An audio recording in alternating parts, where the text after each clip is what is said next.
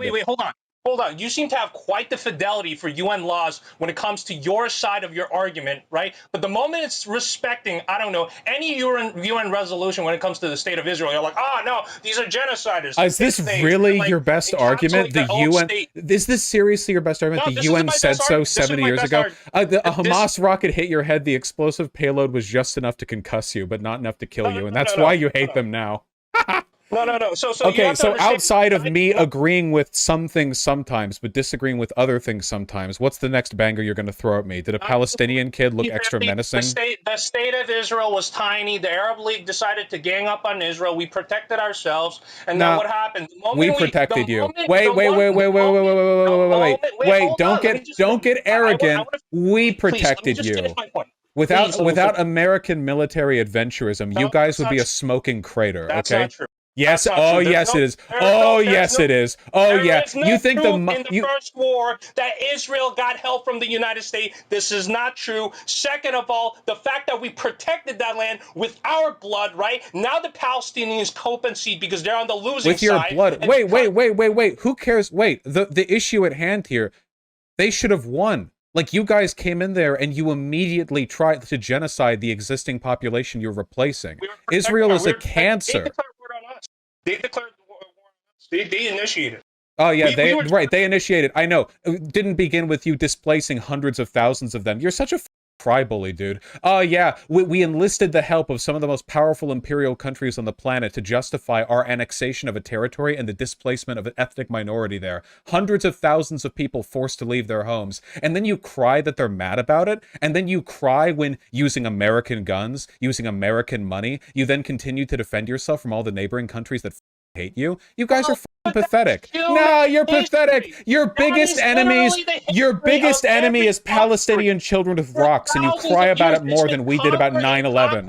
And genocide. And the moment the Israeli people do it, the moment the Jewish people do it, and they're not even the moment the Israeli people do it, the genocide? Wait, did everyone else just hear it? Did everyone else just hear him say that? He's like, they were escaping genocide, but the moment the Israelis do a genocide, everyone gets mad at us. Yeah! I just heard you say that. I may have been talking over you, but I heard it. Yeah, I will get mad at you when you do the Holocaust 2 Electric Boogaloo. Hey, Vaush, are you LGBTQ? Are you LGBT? Did you know that Palestinians, they literally kill That's LGBTQ crazy, people outside, dude. right?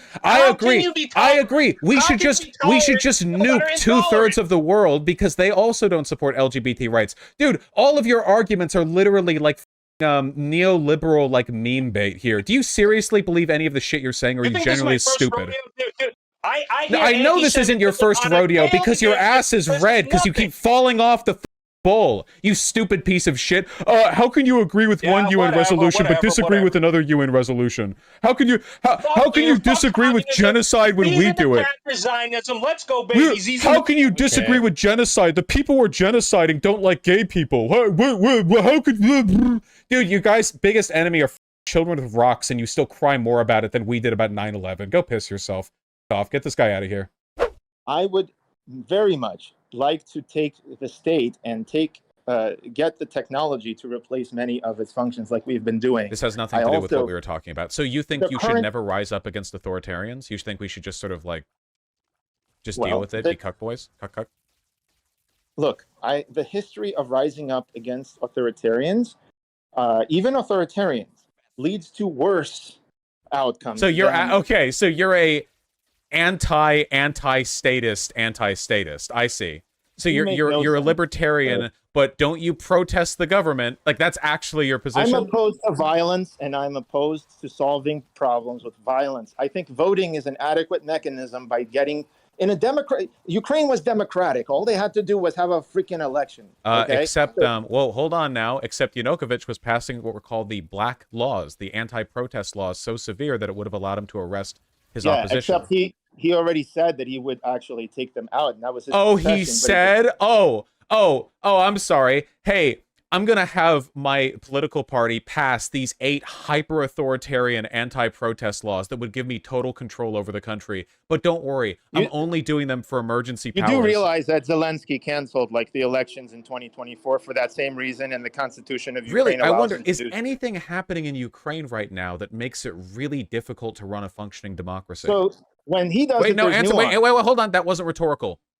I Is know. there anything? Wait, I'm curious. I want to know because you're so knowledgeable. Nuance from me, but what's not happening? Well, what's happening in Ukraine? That's crazy. Canceled elections? Well, hold on. Wait. Canceling elections is seriously bad. Countries don't normally do that unless they're like in active war, like being invaded or something. So what happened in Ukraine that what led to happened that in happening? Ukraine was that every peace agreement that could have happened was torpedoed. Wait. What does this have to? Wait. You were States. talking about canceling elections. What? I'm sorry. What happened in Ukraine to lead to that? That's crazy. I'm telling you what happened. So what happened in Ukraine that led to the cancellation of the elections? Did Zelensky say what it was? Did he mention that? Or was it just he was ambiguous? Did he just say because? Are you going to say you're so simplistic? Oh, there's a wait, war. then just answer. Wait, what did he say? What did he say? You can't say it. You notice I like how the first words out of your mouth were United States because you're a hack. You can't answer because you know you're lying. This is the one you know, but I could say France. So wait, answer the question. Wait, hold on. Wait, really quickly, okay? Because I don't want you to feel as though you can do this forever and get away with it. All right? I'm trying to do no, hold on. Wait. There's one correct answer. What happened in Ukraine to lead to the elections being canceled? Call ends if you get it wrong. There is a war. Oh, look at that. If it means you get to keep blathering to my audience, it seems you're capable of a succinct and correct answer. Maybe try those more in the future, and you'll what? Get a couple answers out of you. You'll let me speak, actually? I would love that. Oh, I didn't. Whoa, let's not go overboard here. Okay. Categorically, Luna did not call you a pedophile. She quoted something that you said, Wasn't and I do happen to agree. I don't think there's any situation where an adult can have a sexual relationship with a child, and it has a positive outcome. So if you had actually seen the full bit that was clipped from, then you would agree. You saw the full bit, not just the Twitter bit, but the full thing in which I was constructing a rule utility. Was that there can be some situations where an adult and a child can have positive outcomes. You didn't say. Anyway, it's totally immaterial. It's important. So in a consequentialist sense, you can easily construct a situation where essentially anything is fine. I'll ask you, just follow through with me 30 seconds. No, I don't. I'm not an idealist. I'm not going to talk about hypotheticals that don't have any bearing on material reality. That is, wait, hold on. Hold on. First of all, we're not talking hypothetical situations where adults can molest children and it has a positive outcome. You're the one talking. Wait, hold on. First of all, Marx was a philosopher. It's not idealism. Wait, no, hold on. Wait, you can't move away from this. Okay, hold on. I'm not letting you paint me like this and then run the away. Wait, hold on. Wait, you have to stop talking for 1 second, okay? Hold on. So imagine, all right? Imagine aliens come down to Earth, and they say, "This is absolutely ridiculous, Vaush." You've lasted 6 seconds so far. Okay. Imagine aliens. This is as hypothetical idealism as you can get. You're literally just like you're like a honeymoon virgin. You gotta last longer than 6 seconds. Just give me a second, okay? Did I not let you talk for a long time when you were establishing your premises? Come on. I'm not going to talk about hypotheticals with you. You don't have to. You don't have to talk. You just have to listen. You just have to listen, okay? Now, you can imagine a situation in which aliens come down to Earth and they say, we're going to blow up the whole planet unless you kill this innocent kid. Now, in a consequentialist sense, killing that innocent kid... Right, I know, right? So follow through. So in a consequentialist... I know an inability to grasp philosophy is one of my biggest issues with Luna. It makes sense that it would apply to both of you. That's not what this philosophy and idealism aren't the same thing. Those don't mean the same thing. You can Wikipedia them. You're basing you're constructing hypothetical situations that have no bearing. Hypotheticals aren't. Wait, do you think an idealism is when you construct a hypothetical? Do you think those mean the same thing? You're going to lecture me on dialectical materialism. There's no and you're struggling point in having this discussion is my point. Can you answer that question? Do you think idealism means when you construct a hypothetical? Have you read Capital? It's full of hypotheticals. That has nothing to do with reality, and you think that gets you closer to the truth. That is idealism, because you are making the ideal conscious processes of thought your basis for truth. Idealism is not when you materialist and my basis for finding truth. I see the issue. You think idealism is when you think, which is why you don't. Listen, if you read Das Kapital, okay, you'll actually find hypotheticals. They're actually kind of ubiquitous. Look, anyway, they're grounded in reality, though. They're grounded in actual things that happen. So just let's finish the point. We can move on if you let me talk for 10 seconds, okay?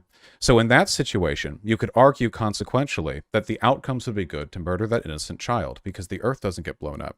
Then because the Twitter bit cuts me off literally mid-sentence, you follow on from that point to talk about how a rule utilitarian could have a categorical opposition to the murder of children in spite of that. The whole argument was one against the predation of children, but far-right people like to clip me out of context because it's easier than debunking me. That's it. That was it. Okay. All right. That is idealism, though. That's not what idealism means. I really want Vaush to, when he keeps saying that, oh, this is impossible, we need billions of dollars. Look, there's all kinds of moderation that's currently used to ban all types of speech online. And Twitter and YouTube and Facebook, they have no problem with heavily moderating the content that is posted. And we're not even talking about videos. Anything that is put online that is objectionable, contrary to their TOS, gets taken down within minutes. That's so this is something that is not difficult to do with technology and especially with artificial intelligence, but you seem to have this kind of fallacy that it's either everything completely or it's nothing. Why can't there be a middle line? But you're denying that it's even possible. Wait, where's the wait, no, I asked you where the line was and you didn't give me one. If you want to give me a midline, if I think it's impossible, then correct me. Where would you draw the line of pornography? No, when it comes to the technological ability to limit it, you're saying that it's impossible to technologically prevent all forms of pornography from the internet, therefore nothing can be done.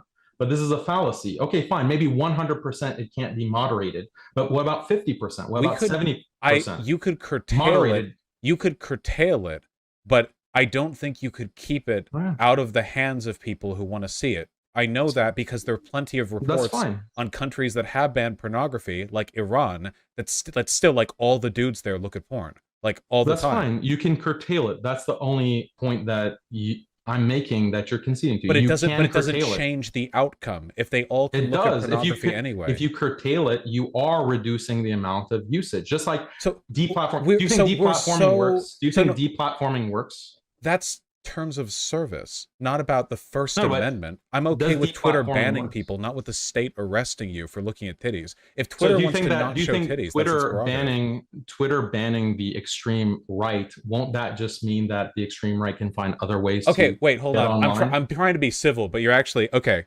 It is. I'm not trying to trigger you. This is a simple example. Wait, you are triggering me because I'm allergic to cards. Okay, hold on for a second. The idea that there is any parallel between the state criminalizing all forms of pornographic nudity across the entire internet in a world where the internet servers are hosted broadly, that has any bearing on Twitter TOS is insane. There is no comparison between these things. And I know, and by the way, I just want to point out, I said this at the beginning, okay? You don't actually care about the effects pornography has in society. You're religious. I do. Your opposition, your opposition is principle. If I could find a bunch of studies, but it's also based on society and effects on society. Let's bring it into 60 seconds. It's principle first. If there were studies indicating, for example, that the presence of gay people doesn't detriment like society in any way, you would still be homophobic. And I've seen your site. I know you are. You're not evidence-driven, which is why you abuse evidence when you attempt to use it. Porn is not harmful for the vast majority of people. Wait, what citations have you made here? Porn is not harmful for the vast majority of people who consume it. Plenty of people have harmful relationships with stuff that you see all around the world, like video games or food. We have studies on the effects these things have on the brain. Your argument earlier was essentially one that indicated we should just ban the entire internet. The way we form these relationships online, like parasocial relationship with streamers, these do contribute to loneliness. Do you want to ban streaming? Should we just ban the entire internet? Should we go back to eating nothing more than grain and vegetables? If you want to make the argument that the fruits of modernity can lead people towards unhealthy relationships with media and with products, I agree. But I don't think humans are children. I think that we're capable of making decisions for ourselves, and the data backs me. Because prohibition don't work. It has never led to positive outcomes. Go listen to Russell Brand. I don't know. Go on, please. Russell Brand's a fascist. Why would I listen to him? You're so funny. Go on, please. This is just another testament to chat. If ever you see me contrasted against those who disagree, know that this is what I'm dealing with. Yeah, okay. So Russell Brand is a... I want to put that. Yeah, he literally 2 days ago he was promoting Ron DeSantis and his presidency. He's a fascist because he promotes Ron DeSantis. Well, actually, yes, I do actually. You think he's a fascist because he promotes fascist president? Yes, actually, I think that's. You've never promoted anyone like Hillary or someone who may be a warmonger. What? What are you? No, stop! You did it again. No. Nice try. You're not distracting me again. Okay, moving on. Move on, please. All right. 2011, NATO leads Ukraine in the, quote, world's largest demilitarization project to destroy its own defensive stocks and capabilities. This is a big NATO L. Well, the stuff they were destroying was like old Soviet shit. But like, nice. Yeah, we should have given Ukraine more nukes. All right. 2012, Yanukovych... Wait, just pause for a second. NATO disarming Ukraine and ridding it of its defensive weapons as Yanukovych is trying to end the association with NATO. You don't see anything suspicious about that, and then presenting themselves as the protector. Nothing suspicious at all. This is just normal, right? What do you... alliance. Wait, shh. What are you talking about? Remove the country's own defensive weapons and nukes, and then present yourself as the protector of Ukraine was looking to get rid of these stocks, and NATO offered to help because NATO has specialists. The difference is you think Yushchenko is Ukraine. I am the What state. are you talking about? Do you have polling data on... Wait, do you have polling data on the people in Ukraine's opinions on the disarmament of old weapon stocks that were dangerous? So stop. No, you're doing it again. This is what I mean. This is what I mean. Your brain is mush. These were dangerous old munitions that weren't fit for use in combat. They were being destroyed because they were dangerous. You couldn't load these into a gun and just use them. They're rusted. They're unreliable. They asked for help. No, stop. They asked for help in order to destroy them because you can't just like throw them in the trash. One question. Who is they? Who specifically asked for help? The leader of Ukraine. That's the problem. So stop. Again, you can't keep saying, yeah, isn't that fishy? Them having a government? Every country has a government. Every one of them. For minutes. Can I just say something for 10 seconds? No. Every time you say something, it's stupider than the last thing you said. You're literally like, isn't it suspicious how Ukraine has a system where their leaders make decisions? Hey, how about this? Hey, you want to hear? Wait, you want a real brain puzzler? Okay, aren't the people of Ukraine consenting to living under a governmental structure by voting for its leaders? Yes, they are. Oh, then aren't you arguing against what Ukrainian people want by arguing against what their state wants? I'm not a revolutionary socialist. I want gradual changes. You want no. You don't want anything. You have no actual beliefs. You're incoherent. Where is the harm? Like how? Like, because you do need to convince me. Even on the NoFap forums, they're telling themselves stories about what is NoFap for? What were they involved in? What were these guys involved in when they're watching pornography? Jerking off, I imagine. And that's immoral. How is jerking off immoral? Do you have any sense of what morality is? I mean, if you did, then you would be able to answer me. I will answer you, okay? There's human sexuality is something that the human being has to regulate according to reason. Okay, he's not like a salmon where electrical chemical reactions go off and he turns around and swims upstream. He has to subject human sexuality to reason, to rationality. What reason? Okay. Well, the rationality is I want to jerk off, and then you jerk off. I think that's perfectly in line with the mechanisms, the faculties of reason given to me by God. I know you do. And that's why I say your mind is darkened. Of course you do. Isn't that rational? Of course you do. No, it's not rational. Give the rational argument for the give the rational argument for the opposite. Why shouldn't I jerk off? Okay, because human sexuality has an end. You probably don't know this, but it actually leads to procreation, to the creation of other human beings. I can come multiple times. I'm not like done after one. Like next week, if I'm with like a girl, I'll still be able to. I'm not in any way impeding the process. No, you are impeding the process because you're acting in a way that is contrary to the rationality of the sexual act.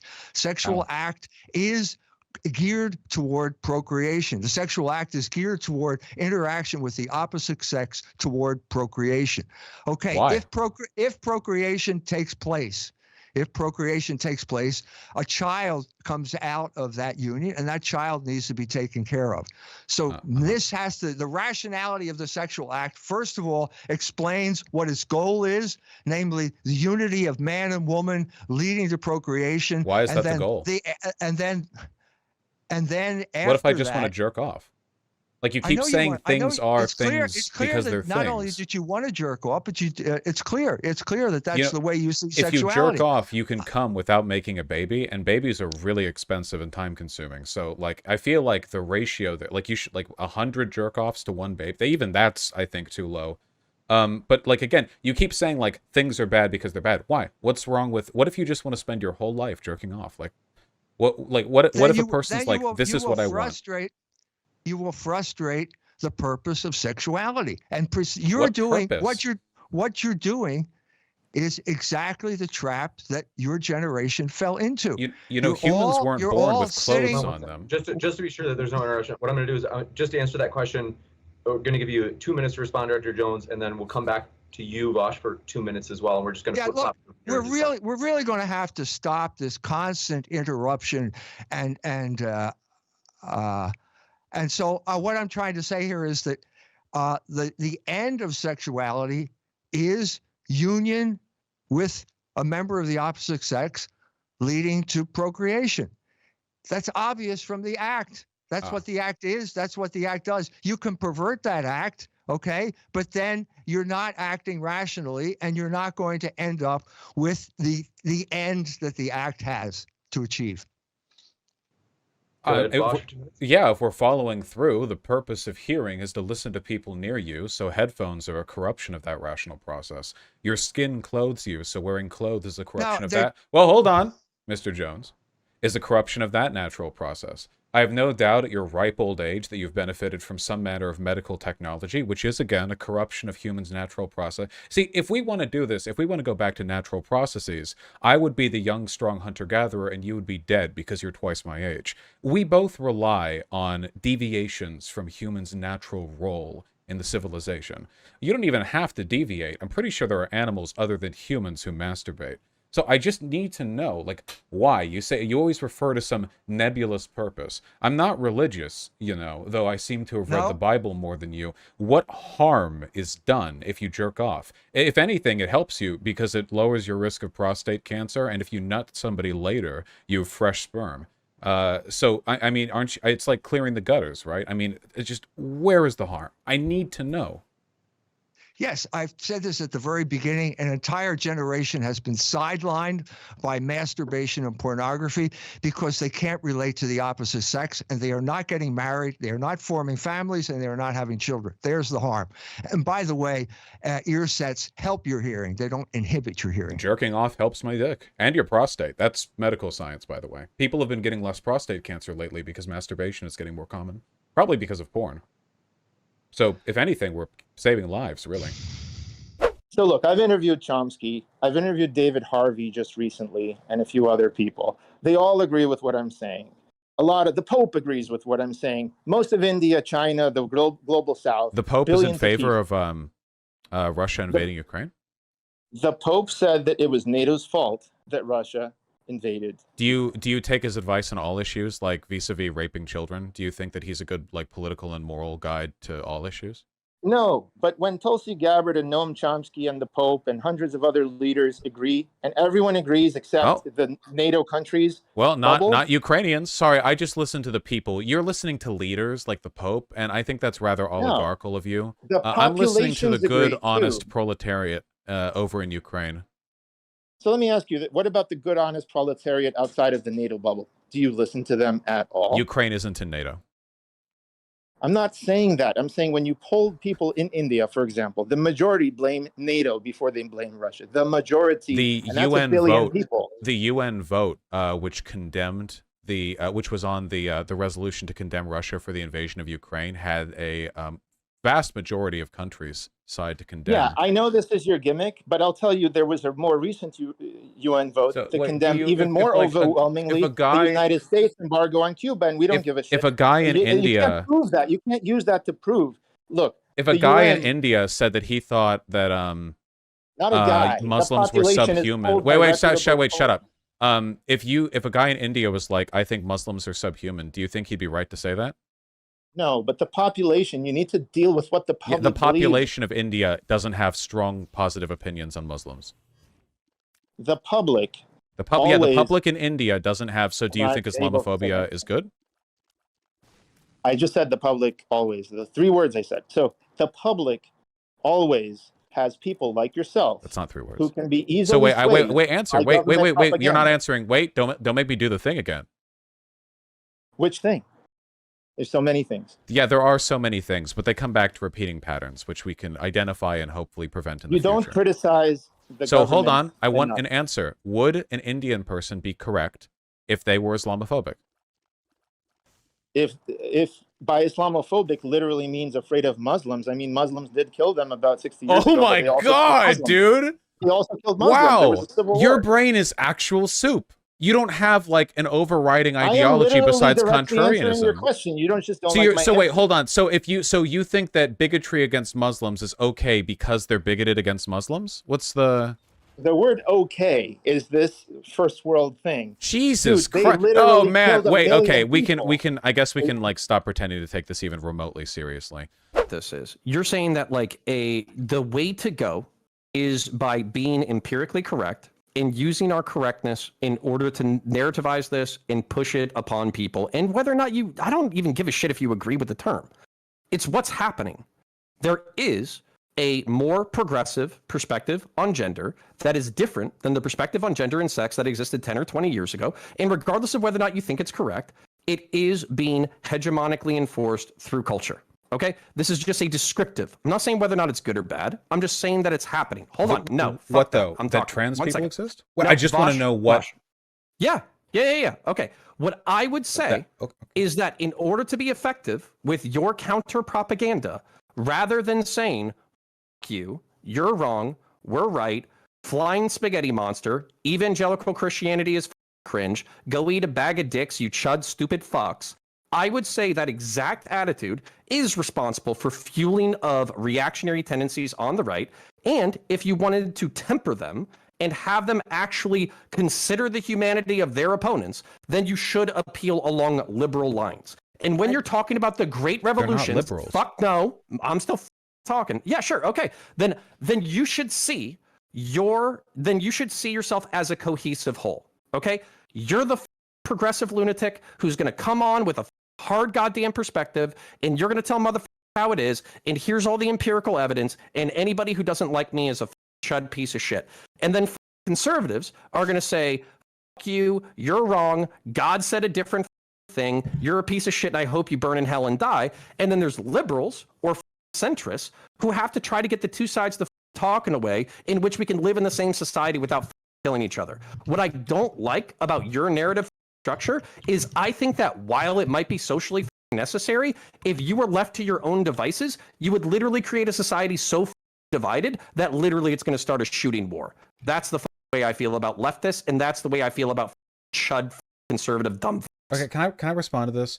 First of all, it's disgusting. We got to wrap it up because it's disgusting of you.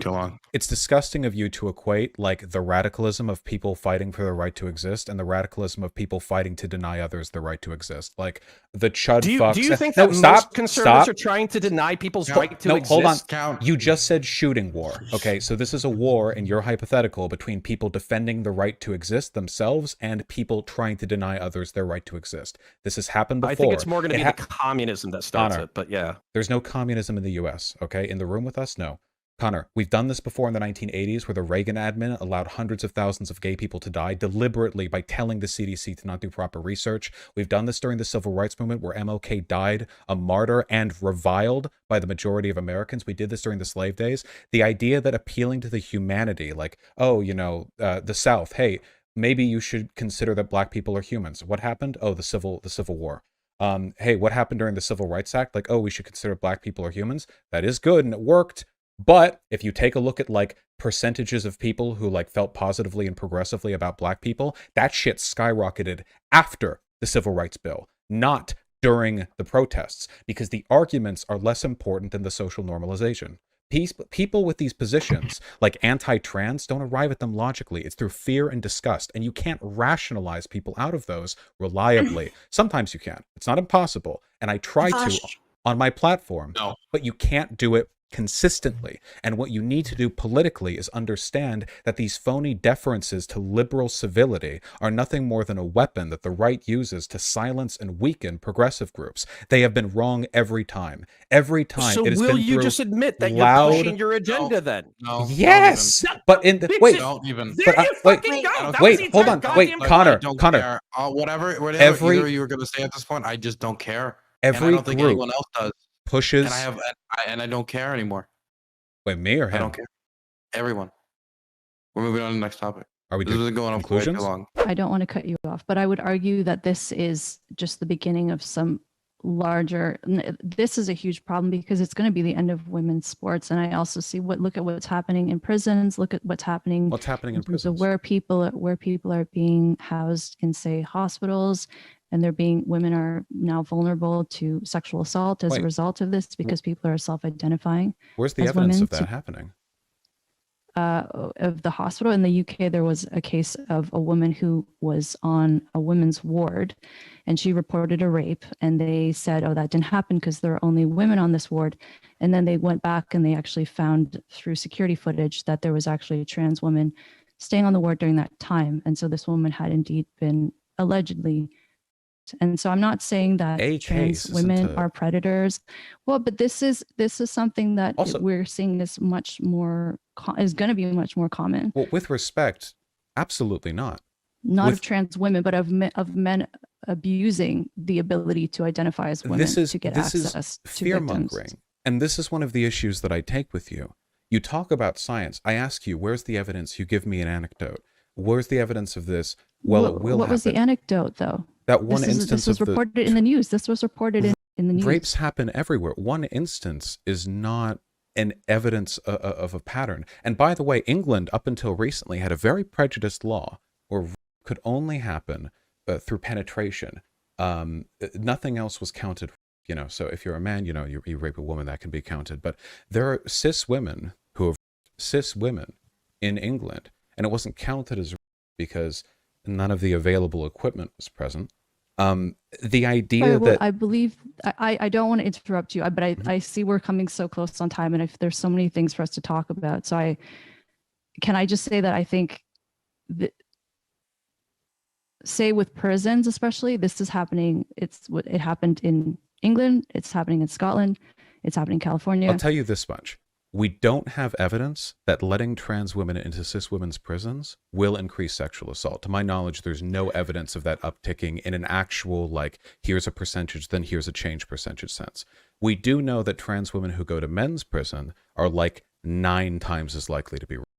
So purely from a harm reduction perspective, and this goes the same with the bathrooms and the hospitals and what have you, putting trans women in the same spaces as men is demonstrably dangerous.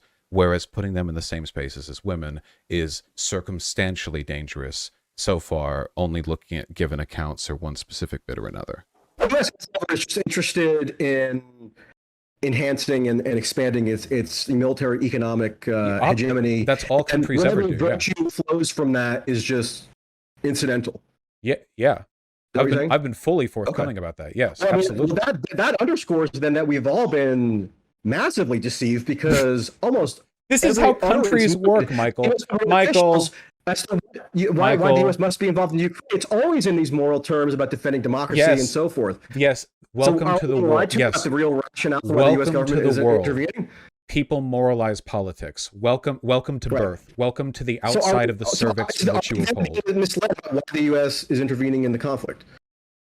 Well, in terms of how government officials are presenting it. Okay. I don't understand how to respond to the realization you're having now that the media will moralize geopolitical behavior from countries. I'm far from you've posited this existence of moral goodness in terms of the virtue of the Ukraine militarily prevailing. It just happens to align in this particular circumstance with the United States, which in every other circumstance is motivated by raw expansion of power. No, in every So, circumstance, if they're that's the motivated actual by that. motivation, then it has Joe Biden and Nancy Pelosi and everybody else who's been hectoring the public as to why this interventionist policy is so necessary. Have they all been misleading us because they put it almost universally in fully moralizing terms? Is their moralizing just false? Is it deception? What you're talking about right now, and again, moving away from the point as you are so wont to do, what you're talking about right now is the literal concept of politics, a lie engaged in equally by people regardless of political affiliation. I don't know why you're asking me to defend this. You might as well be asking me to defend the rain. I have no idea why.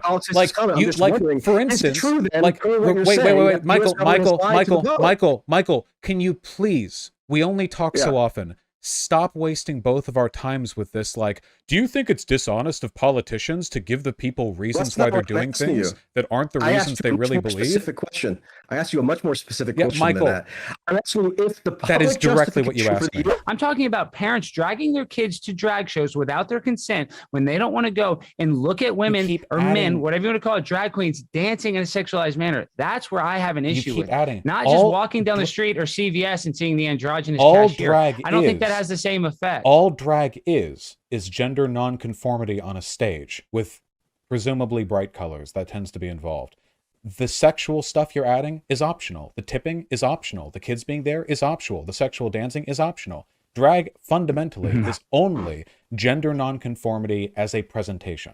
So when you talk about, so the reason I'm trying to isolate the variables here is because your argument that it is sexual confusion inducing and thus tantamount to molestation for a kid to get confused about the sex of the person they're looking at, that can happen anywhere. It's not a drag specific thing. And since drag is nothing more than flamboyant gender nonconformity, you're essentially just attacking the most ostentatious example of what you think the real issue is, which is any the real deviant issue is behavior. drag shows. The real issue is drag shows, not seeing androgynous people at the You said it was grocery store. molestation to go to a drag show where they did not choose, and to see people that sashay on a dance floor, and for them to tip them like as if they were at a strip club. That's where I have a problem. I don't care if they're at the grocery store and they see an androgynous person. That does not have the same effect. Why not?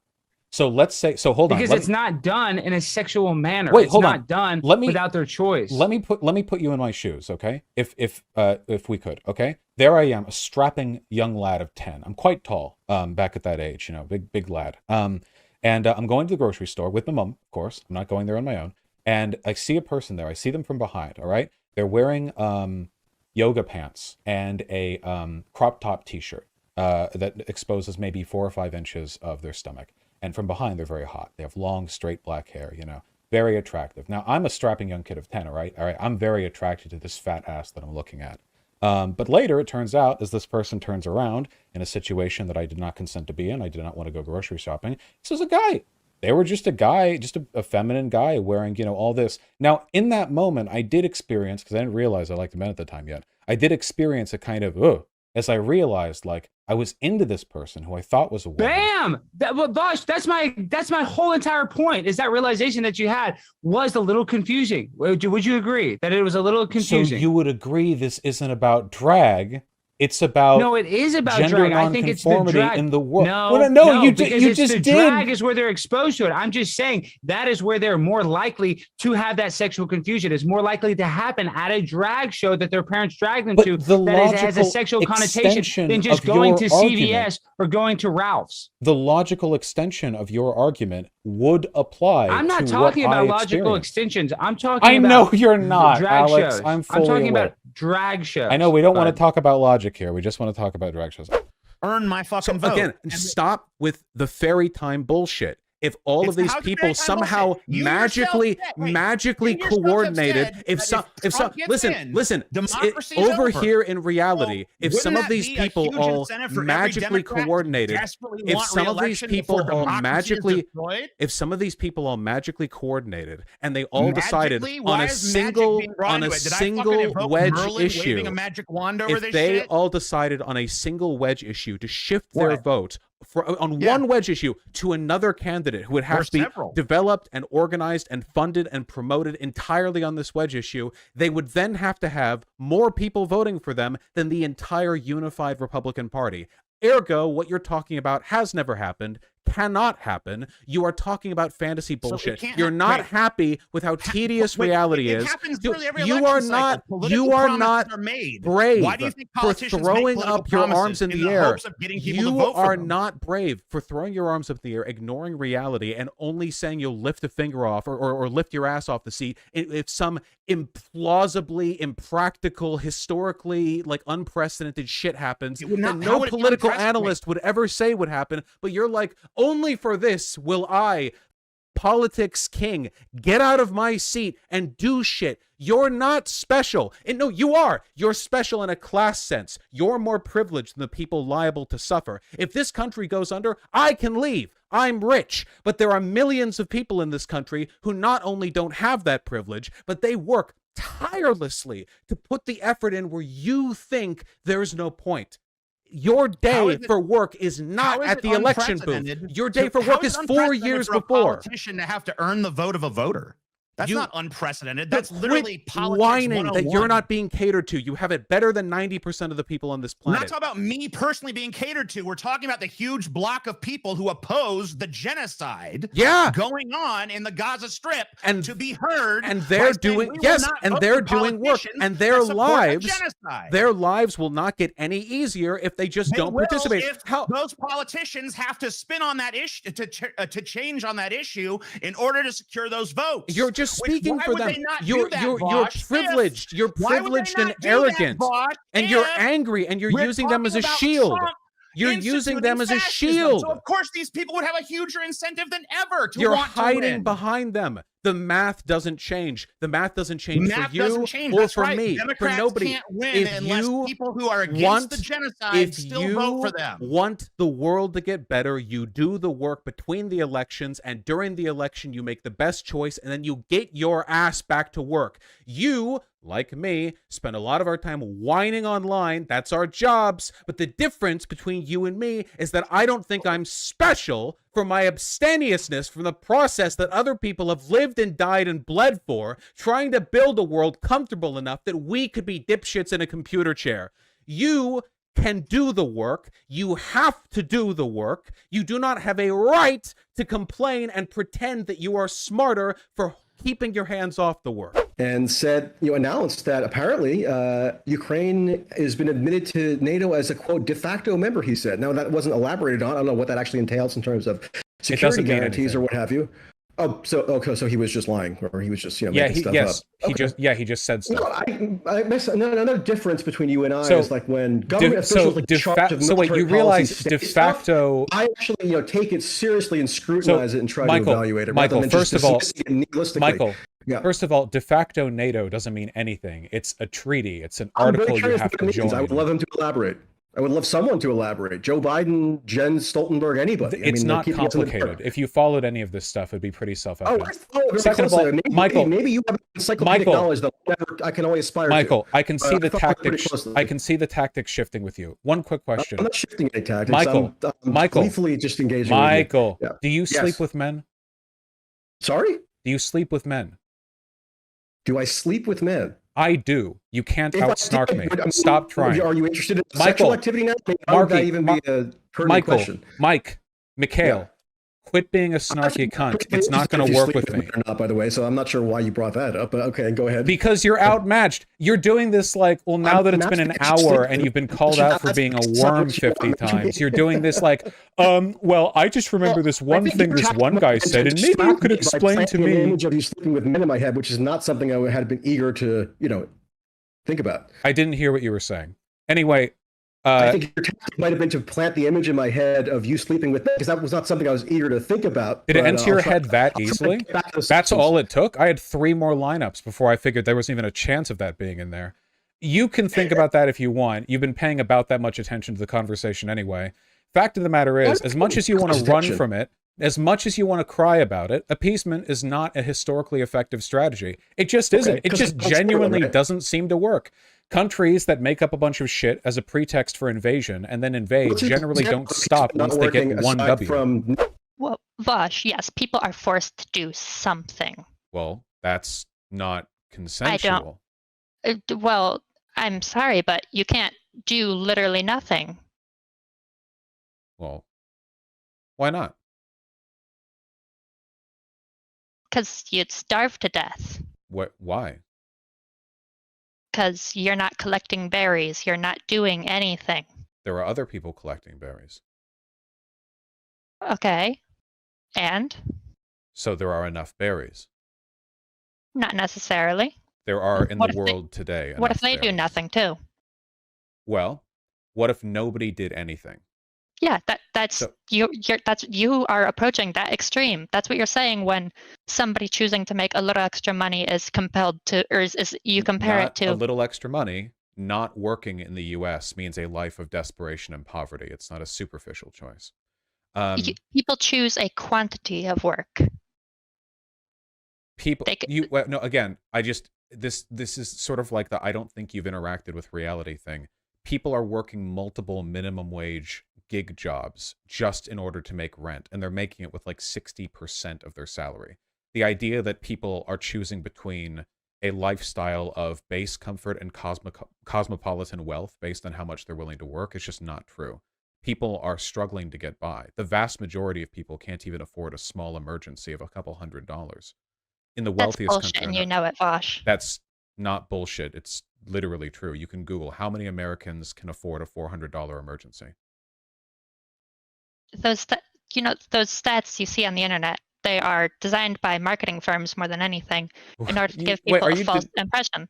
Are you denying reality on this? Most people have more than $400 available in credit. They have ways in order to handle an emergency. Yes, sure. That's not being able to afford a $400 emergency. That's indebting yourself with an emergency. Very different. They have the purchasing power. No, come on. Oh my God, hold on. Are you like a grad student? What are you? You've never worked a job in your life. Yeah, I did. When? This year. The idea that you can afford an emergency, just take out more debt, is such an incredibly ass-brained thing to say. With what they're not going to be able to pay that debt. If they didn't have the money to pay for the emergency, why would they have the money to pay down the debt that will now accrue interest that they use to pay the emergency? Well, clearly, the reason that the bank gave them access to that debt is because they believe that this person has the ability to. They can make changes to their lifestyle. You are so out of touch. The idea that, like, in the email, your framing was that I am like an out of touch socialist, but then your argument to the defeater of like Americans being able to afford emergency is, okay, well, could they take out more debt for it? This doesn't solve the economic problem. I think the problem ultimately is that if your understanding of these issues is determined entirely by this like hyper abstract, disconnected from people's real experience situation, what's the point of even talking about it? Like, what's your investment in these issues? Vaush, I just looked online for a little bit. The median net worth is $121,760, according to the Federal Reserve's 2019 Survey of Consumer Finances. Mm-hmm. They have that's an enormous amount of value that they can tap into to pay for things. So you realize that net worth would include their house and their car and their personal possessions, right? So wait, do you think net worth is the same as like having money in the bank? Yes. What was the job you worked this year? I worked at Amazon. What position? Fulfillment Center Associate. Okay. Did you work a job prior to that? Yes. Did it in any of these jobs give you an understanding of what net worth means relative to liquid cash? Okay, let me put it this way. If a person says, I can't afford to pay my rent, and your response is, sure you can. That furniture you're sitting on right now, you could sell that on the Facebook Marketplace and pull together some money. Do you think that's an answer that meaningfully addresses the issue that person is having? Yes.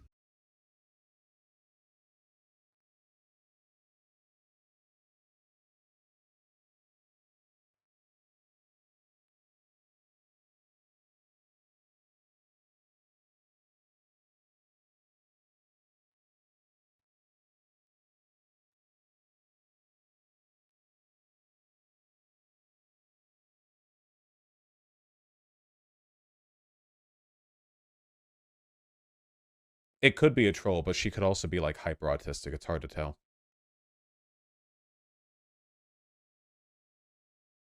Where'd she go? She probably muted to laugh. That would be the troll answer.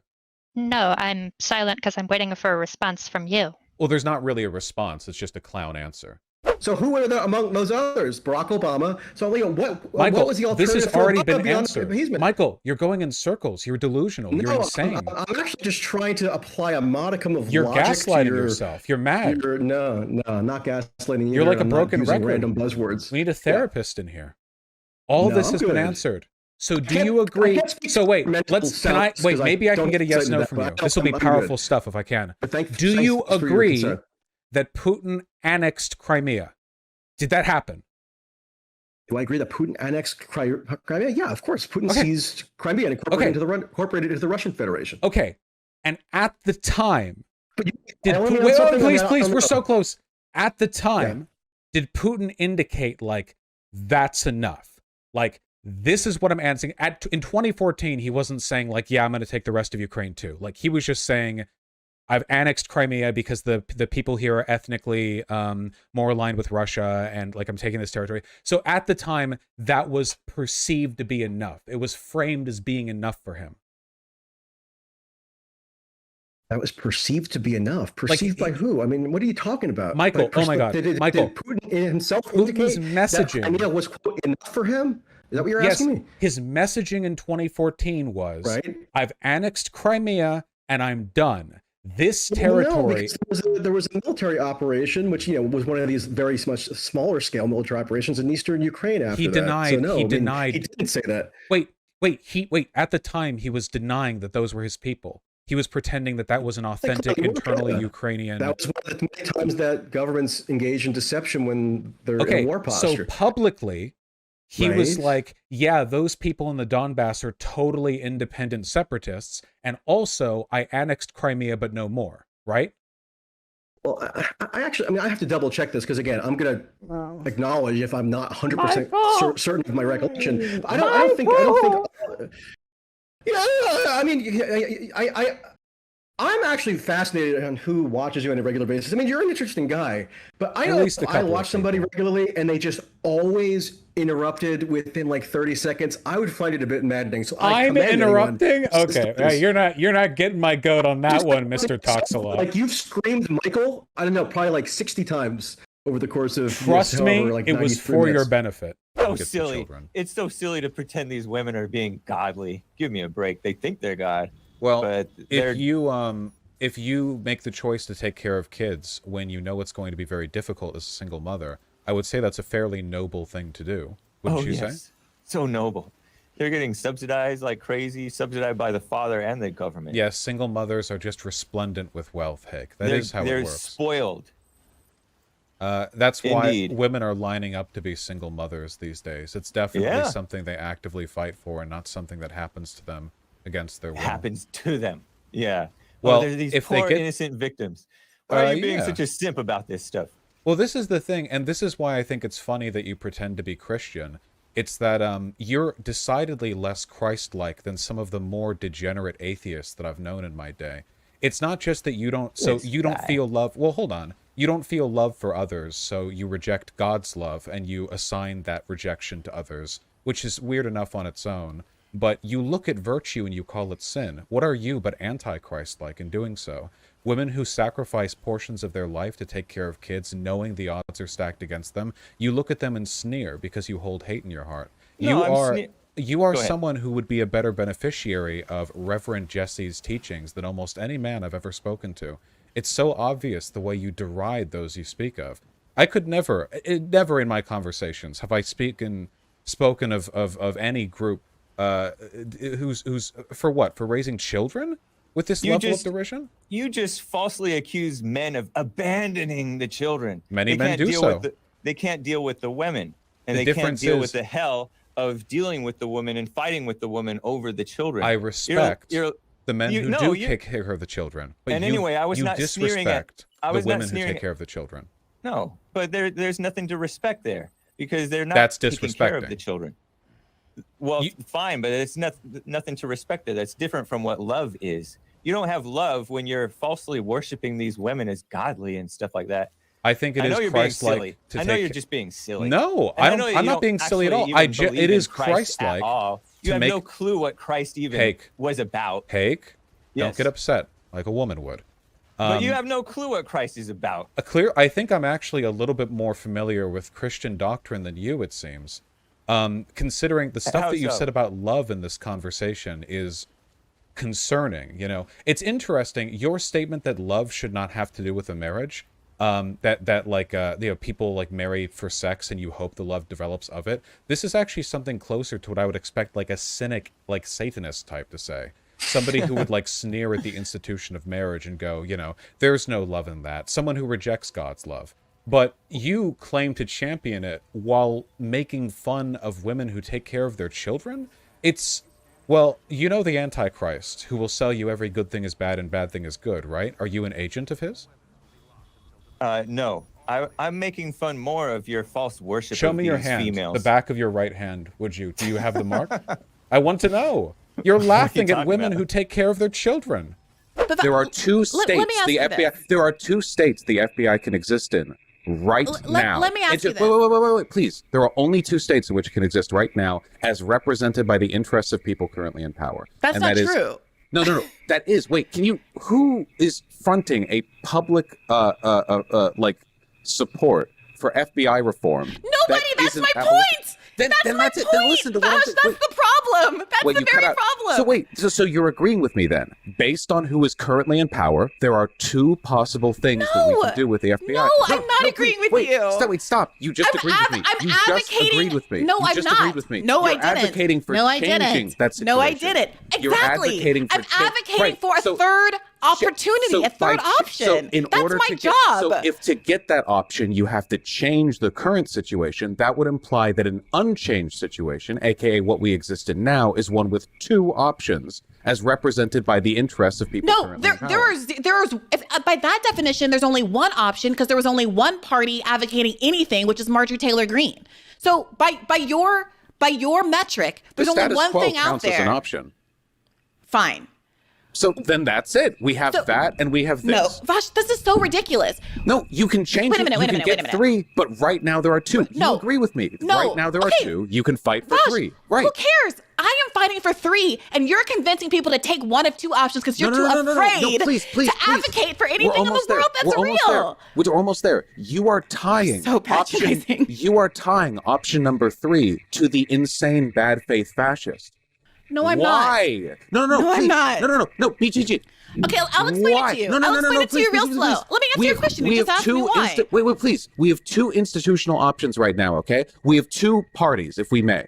We have the MAGA group and we have Democrats and moderates broadly. The MAGA group are composed entirely of fascists and people who want to abolish our democracy. And the moderate-leaning Republicans, the moderates and the Democrats are some neutral flavor of law and order to maybe mild reform of the police. Why would you hinge any reform of the FBI to the fascists and not to the legitimate concerns of people who are arguing against police brutality? If you wanted to reach out to people who want to reform the FBI, don't reach out to MAGA voters, reach out to liberals. They were the ones out there on the streets protesting against police brutality, ineffectively, I might add, because we live in a hell world. But if you're going to tie FBI reform to some kind of optical or political front or movement, why would you do it to the worst people with the worst intentions rather than the not worst people with the not worst intentions? This is the issue that I have. Our power is in our voice. Our legitimacy conveys strength to broader public fronts. Marjorie Taylor Greene runs this train, not you. Or Donald Trump technically does. She's the conductor. So you can use words like hinge and tie and do what you want. But I think most people understand. Articles like and to. Michael, in a battle between Russia and Ukraine, which Russia started, I don't believe it's escalation to allow Ukraine to defend itself. It's the same war with the same target. Russia just wanted an easy win, which they couldn't secure. Right. Secondly, I think that beating Russia back now is better for reducing the likelihood of nuclear war. It is, of course, Russia that's threatening to end the world with nuclear war, not Ukraine and not the United States. Russia is the one that constantly threatens nuclear Armageddon all the time, and I don't think that we should appease them just because they happen to be a nuclear state.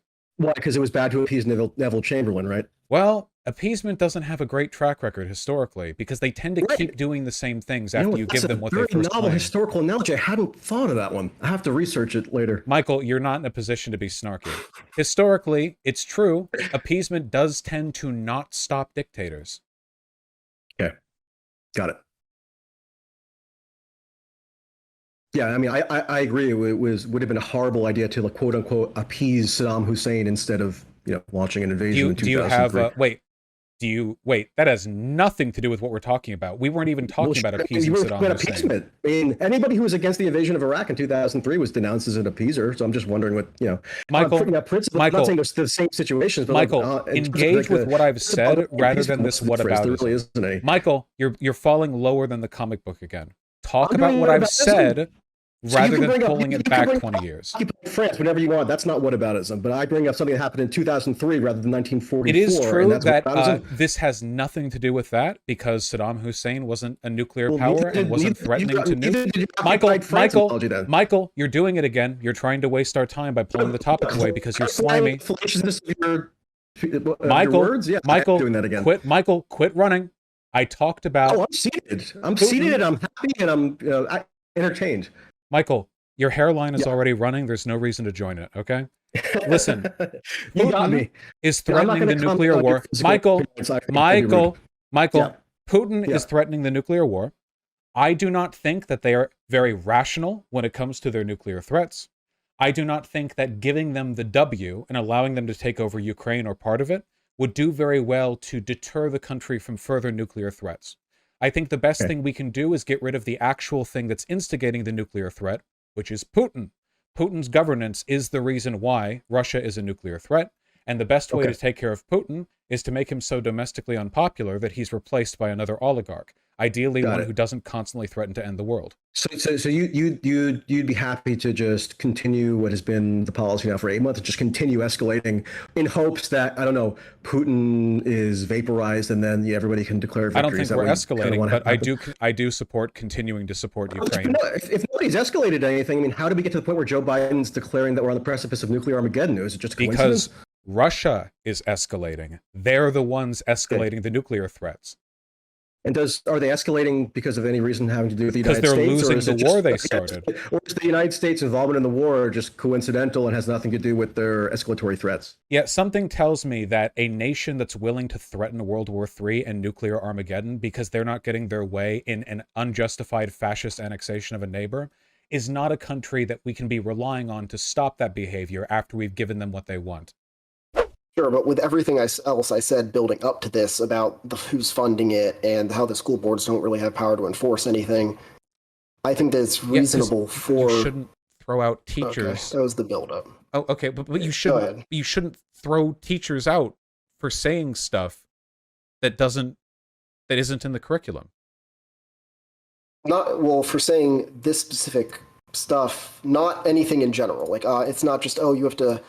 read from a script the entire school year. I mean, that's ridiculous, but you shouldn't, if you discuss issues that the people that are paying you to teach directly, pretty much, I mean, the taxpayers, the people of the district, they should be able to enforce the sort of things you can talk about because it's their dime, it's their government that they're electing to teach their children. It's public education. Should we not teach children about climate change?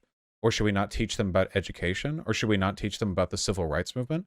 If the constituency suddenly becomes very anti-Semitic, should we just be like, of course, now teaching that the Holocaust was real will get you charged with a felony? Like, why does empirical truth have to be subject to the biases and bigotries of the dumb who happen to pay their taxes?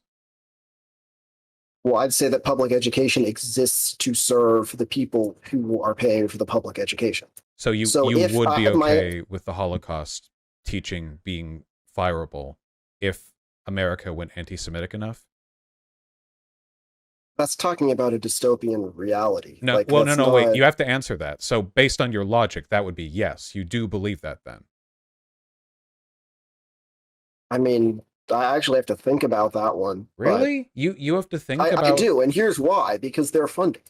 It doesn't matter. Like, No, the point of public education is to educate the public. Like, if you think like, oh, well, because the public is retarded, therefore we should teach the students retarded things. That's the opposite of the point.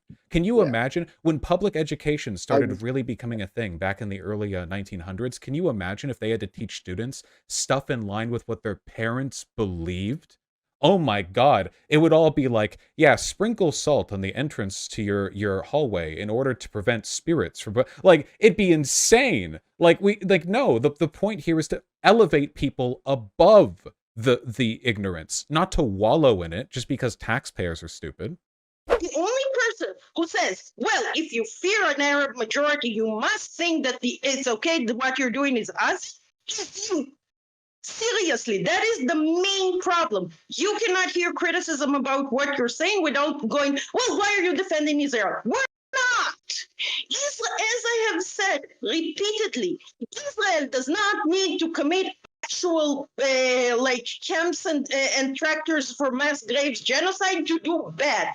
I don't want the Palestinians to live under these conditions. Even if everything I say is true, that's not an excuse. Actually believe that there's a solution. Furthermore, I am telling you that there is a solution. And you know how I know this? Because it's already working. 9 times out of 10, most days, Palestine and Israel kind of coexist basically like in Belgium. And I know it sounds ridiculous to you. I know. But the degree of actual separation on a day-to-day level They're between not like coexisting. It's an apartheid state. No. Yes. Yes. The Israeli government sets up the blockades, denies the water rights, denies the political rights, denies the right to return. It's what you call what you call coexisting. You are literally like the South African Dutch gentile who sits on his plantation and says, "Oh well, the blacks keep to their own neighborhoods, and on most days we get along just fine." Like you are kicking your feet up and looking at injustice and saying, "Well, this injustice is peaceful." Works in a factory with a fairly large, substantial Palestinian workforce. Now you have black friends. benefits, I know. Listen, why do you run from the fact that it's an apartheid state? It objectively is. It meets the definition. No, it objectively is an apartheid state. No. Palestinian It is objectively. That does not, in fact, you can have citizens in an apartheid state. It is objectively an apartheid state. It's an inarguable. It fits the definition as clearly as anything does. It is as much an apartheid state as the sun rises in the east. It's not something you can argue, but you are arguing it. We were talking about whether or not it's good to support Ukraine defending itself against Russia. No, so I'm saying whether it's good or not, bad, as a socialist, to take the position of, hey, we should support a nation state. We should. Well, you realize you're supporting a nation state when you support like the one China principle, right? Like you are. No, that's not a nation state. China has 56 recognized ethnicities. It's a multi-ethnic state. It's a multi-ethnic, multinational state by definition. You're just you don't even earlier know. Wait, were you here watching the stream when I said that people like you are more like solipsistic than Holocaust deniers? I appreciate you coming on to support my talking point, like in the moment. Explain to me how China is a nation state. We already talked about this. We can't keep doing this, man. We can't. I don't have any skulls for you to measure. Why is Germany a nation state and why is China a nation state? Because a nation state is just a geopolitical bloc that we have. No, it's not. Right? Yeah, yeah, it is. Well, this 19th century racist said actually that a nation state is when people of the same humor occupy a socialist example. Oh, can you find anything in Marxist literature that describes a nation state as having a uni-ethnic component? Also, how can America be a nation state if we have like a ton of ethnicities? Because it's based on race. Oh, can you find that in the Constitution? No, that's why history is important, my dude. Oh, I see. Gotcha. So that's why history is important to understand. When we defer to the Constitution, this is literally historical materialism. We defer to the Constitution. Wait, can you define historical materialism? No, we do not. I'm not, first of all, I wasn't deferring to the Constitution. I was giving you evidence to why China. Yeah, I was giving you evidence to why China is not a nation state. So my evidence the same way that America when doesn't people call recognize any single ethnicity Taiwan an independent country, I'm explaining to to you how their constitution still says the Republic of China and how their flag still has the KMT symbol on it. Okay, so America's constitution doesn't recognize any single ethnicity or race as the only holders of the country. Okay, so do you think America is a white supremacist country? Yeah. Okay, but that's not in the Constitution. Yeah, it's almost like what the Constitution says has very little to do with the ethnic convictions of the country itself. China, famous for never having any internal ethnic, religious, or racial problems. But if the Constitution says that they're not racist, you know. I'm not saying the Constitution is saying it's not racist. I'm saying why'd you just ask about racism in America then? I'm trying because your example is stupid, and I'm trying to explain to you how your example is stupid because I'm trying to say that just Eddie talking about let's go to the constitutions. Oh wait, that doesn't work to support my point. Never mind. Autonomous Let's go to material reality. Oh wait, material reality argues against my point. Never mind. Let's go to the next one. You know, like rapidly dropping and adopting. You could. Okay, so in China, there are Jesus Christ, dude. If you were to look at what the average Yemeni thought about casual sex, being gay, being trans, just any number of things, even how you dress. In the United States today, the reactionary faction is the Republicans. You are not going to move me over by saying, oh, ignore the 100 million Republicans in your own country. What if too many Yemenis people came in? What a threat they would be. Funnily enough, Muslims in America actually tend to be more progressive than Christians in America. Yes, even though Muslims abroad tend to be more reactionary. The reason for that is because Republicans are so unabashedly racist that they kind of force non-white, non-Christian groups into progressivism by proxy. Like a lot of black people in America are socially reactionary, but Republicans are so racist that they have no choice but to vote blue. So I will never care about the reactionary foreigner because throughout America's history, it has been the reactionary Republican, the person, the white man, the domestic man. They have been the threat to progressive values in this country. And if I wanted to break democracy to get rid of them, I would ban the Republicans, not Yemenis people. Sure, but once again, hypothetically, let's say we let in all of these people. We already have 100 million of them. We don't need to. Well, hypothetically, what if the Yemenis? No. Right now, I'm telling you, the Republicans already tripped my flag for I basically don't think these people should be allowed to participate in democracy. We already have reached that point. I am not going to go, yes, well, hypothetically, in an entirely different world, what if the Yemenis were the threat? You know, it's not going to happen. Okay, but I didn't get to finish. So, like, what I say, first of all, when it comes to Muslim people, I have Muslim friends. I know Muslims, stand-up people, a lot of them good people. They're my friends. They definitely they don't want to harm anybody. They're not bad people. In fact, I would say that in comparison to most Americans, are probably far more honest and stand up. You know, willing to protect and help others. Can we get to the point? This isn't. I don't consider these debates an intellectual exercise. I think you're morally repugnant. I'm only here to discuss the ideas. I don't need the virtue signal on how.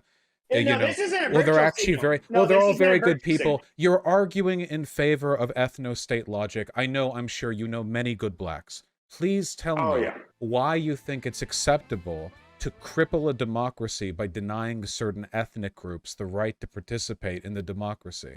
That's what we're talking about. Yeah, sure. So the whole reason I brought them up is because if you have people that have what we would consider here a morally repugnant belief, no matter, we don't even have to use Muslims. It doesn't matter. Like, there are people that are incompatible with some fucking nation. I think you can all agree with that. I think that Republicans are incompatible with democracy. Well, I think Democrats are incompatible with democracy. In fact, that's because you're retarded. That isn't their way. So wait, at any rate, this argument. Wait, hold on. I'm trying to save us from wasting time. This argument has been addressed. Obviously, I will not support denying ethnic groups immigration or citizenship status for what they do to the democracy, because my country is already infested with people like you. So we have to move on to another point. This one has been addressed. You can hypothetical your Yemenis immigration wave all you want. You know, they would probably be better than you. This is not a remote war-torn area. People come and leave Gaza all the time. I'm not saying people don't come and leave Gaza, but movement is absolutely restricted.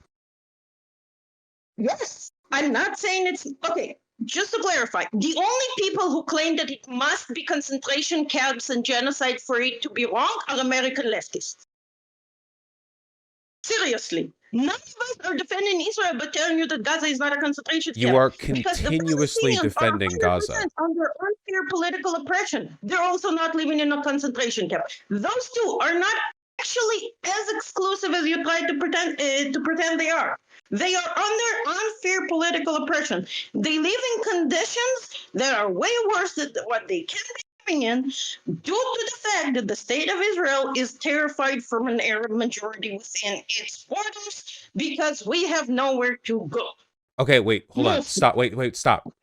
Fully legally franchising every person within Gaza would not threaten the Jewish majority in Israel, for one. So that fear is unfounded. For two, everything you're talking about, you are defending it because you're consistently downplaying how bad things are in Gaza.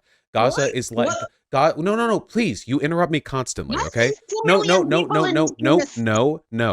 Gaza and Israel are Gaza and Israel are literally like it's different tiers of development as a nation. Gaza, 1 in 10 people in Gaza have access to clean drinking water. They are subject to a massive list of arbitrary legal rules that restrict their movement, deny them rights. It's apartheid. That's the term. It's an apartheid system. It's an apartheid system where their rights and their movement and their access to clean resources are restricted.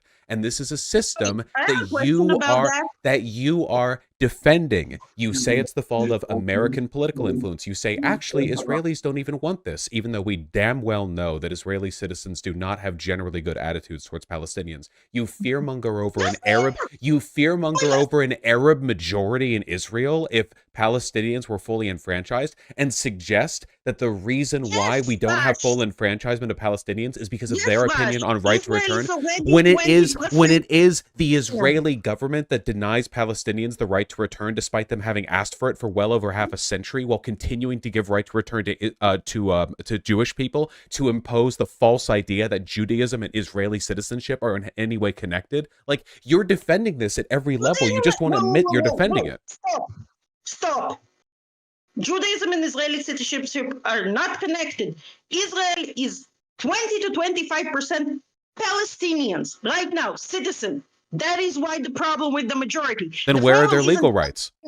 The problem is that we're already barely a majority Jewish state. And even that majority is split between, well, people I wouldn't want to be next. You are seriously arguing right now that you have a right to fearmonger over an Arab majority, and as a result of that, you get to keep them disenfranchised in apartheid conditions. Like if Jews get outvoted, that sucks, dude. So maybe we can follow through with that. And but we still do. We have a 1.64 birth rate. They have a 1.34 birth rate. That is significantly lower. So maybe the difference well, wait a second. Okay. When you say significant, when you say it's significantly lower, they're really low in both areas. If all your policy prescription is to Japan is, hey, pay people for overtime, and that's already the policy prescription inside of the United States, how do you plan on outsourcing this policy? That's the whole question. You want other country to do Vaush ethics. How does Vaush want to make Japan start paying for overtime? I'm just talking about learning what policies would be most effective to increasing the birth rate. I think that the fact that we have that policy in the United States helps. So that was one example. There are like 1,000 more that we could go over, because obviously something as nebulous and complicated as improving the birth rate is going to involve, I mean, we could talk about criminology, we could talk about economics, we could talk about, there are so many fields where you could influence the outcomes here. I mean, no single human could know even a quarter of it. Like, we're talking about an insane set of shifts. But hey, big paradigm shifts are what socialists are supposed to be all about, so I'm fine with it. Yeah. So how would you move that big paradigm shift?